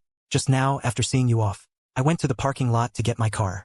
Just happened to see someone who looked like her and took it just now. So she might be on the same flight as me. I immediately stood up and looked around the entire boarding lounge. There weren't many passengers near the boarding gate. Most had already lined up to board. If Zhou Zixuan were on this flight of mine, then she must have already boarded. Or she was in line and I didn't see her. Probably just a coincidence. Or maybe she was also here to catch a plane. But a different flight. I breathed a slight sigh of relief, and sat back down. But just as I closed my eyes to rest, and waited for the final boarding announcement, a somewhat hurried sound of high heels approached from afar and stopped by the seat next to mine. Then a familiar light fragrance drifted over, along with a deliberately surprised exclamation. Oh, what a coincidence, old classmate. My body stiffened. Reluctantly, I opened my eyes. Sure enough, Zhou Zixuan's face, with a hint of blush, appeared just above the seat beside mine. She looked like she had run all the way here. Her hair was even a little messy, but her eyes were filled with undisguised delight and a kind of, finally caught you cunning. Rushing so much and still calling it a coincidence? Who are you trying to fool? If not for that photo from Li Feng, I might have believed her a little. But now I remember you have a strong sense of punctuality, and hate rushing the most. I looked at her and calmly pointed out the flaw. Zhou Zixuan blinked. The smile on her face deepened, with a bit of playfulness. You pay that much attention to me? Do you still have feelings for me? Then maybe I should consider asking you to remarry me. One sentence left me speechless again. The plane began to taxi for takeoff. I would be cut off from everything on the ground for 2 or 3 hours. The good news was, no one could disturb me during these hours. The bad news was that the person most capable of disturbing me was sitting right next to me, and she showed no sign of letting me off. Unexpectedly, this journey wasn't as hard to endure as I had imagined. Zhou Zixuan was much quieter than I expected. She didn't keep endlessly talking about remarriage or treatment, nor did she keep crying and apologizing. Most of the time, she just quietly watched the sea of clouds outside the window, or rested with her eyes closed, or secretly glanced at me from the corner of her eye. Occasionally, she would hand me a bottle of water or a thin blanket, acting naturally, as if we were just old classmates traveling together. Gradually, I wasn't as repulsed as I had been at first. By being around her, at least having someone beside me, made the journey less lonely.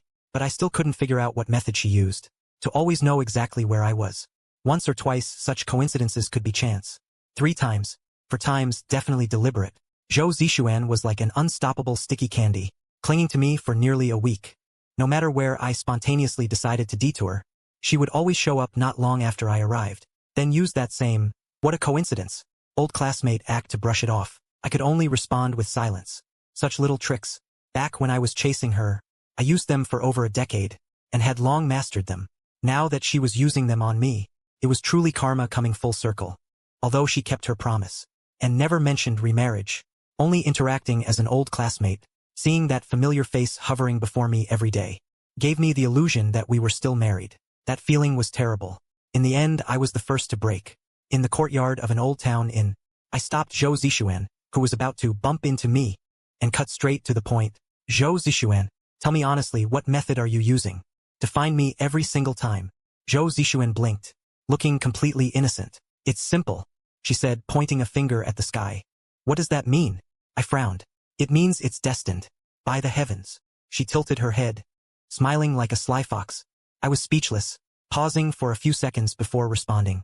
Superstitious nonsense. Can't you just go back to your own life? You quit your job. Zhou Zixuan replied succinctly. Her eyes were serious as she looked at me. Work isn't important. My whole world is right in front of me. This is the life I want. What can I do? It's destined by fate. No one can change it. Zhou Zixuan's attitude gave me a headache. I finally couldn't hold back, and proposed a condition. I don't believe in destiny. I just want to spend my final moments alone in peace. If destiny really exists, I looked at her. Then why don't we make a bet? Zhou Zixuan's eyes lit up. She immediately leaned closer. Bet on what? I took a deep breath, and told her the plan I had long thought out. You said finding me was destiny, right? Fine, this time neither of us brings a phone. Just a metro card and 100 yuan. Right here in this city. Until the last metro train tonight. If we happen to meet in the same subway car on the same train, then I'll believe you. Believe in this damn destiny. Zhou Zixuan raised an eyebrow. And the wager? The wager is, I looked at her. No matter who wins, the loser has to unconditionally grant the winner one request. And it can't be insincere. Full cooperation required. Really? Zhou Zixuan was instantly thrilled. A brilliant smile she couldn't hide spread across her face. You can't back out. Of course I won't. Then I win. Zhou Zixuan said immediately. Her eyes were incredibly serious. My request is, you come back with me and receive proper treatment. Cooperate actively. Don't give up. It wasn't a request to bring him back to life. I breathed a slight sigh of relief. I nodded. Okay. I nodded. Okay. So my wishes don't matter? Zhou Zixuan cuts me off, full of confidence, her eyes shining like stars, because I was bound to win. I really don't know where her confidence comes from.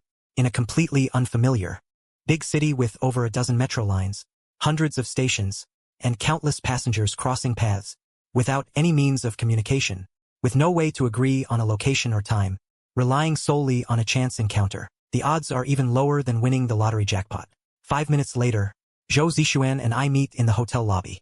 We check each other, confirming that each of us only has a metro card and some loose change, no phones or other electronic devices. The bet officially begins. We go downstairs together and enter the nearest metro station. In front of the ticket gates, we exchange a glance. Then Zhou Zixuan smiles at me. Good luck, old classmate. You too. We turn and head toward two opposite gates. Swipe our cards and enter. Each steps onto a different escalator, merging into crowds heading in different directions. As the train doors close, each other's figure completely disappears from sight. At that moment, I finally breathe a huge sigh of relief. What fate or destiny?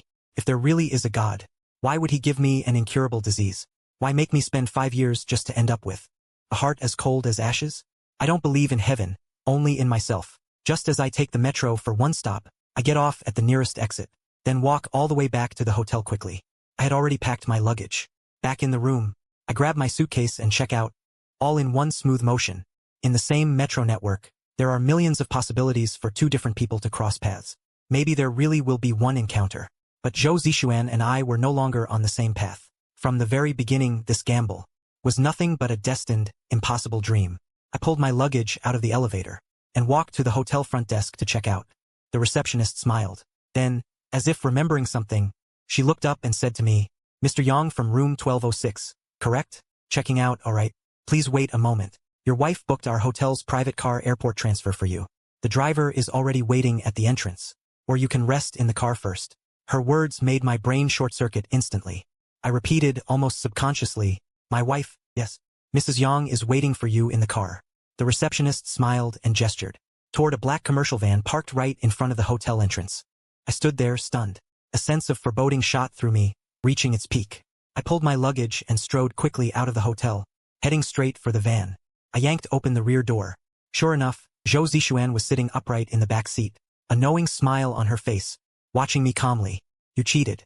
I stared at her, dumbfounded, barely able to form a complete sentence. Zhou Zixuan smiled but said nothing. After a long pause, she replied softly, off topic, Xiaoyu, I knew you would try to sneak away. I was speechless. Finally, I forced out a sentence. You definitely cheated. Otherwise, how did you know I'd come back to the hotel? How did you know I'd check out and leave immediately? Zhou Zixuan didn't answer directly. Instead, she pulled out a subway card from her bag, today's date on it.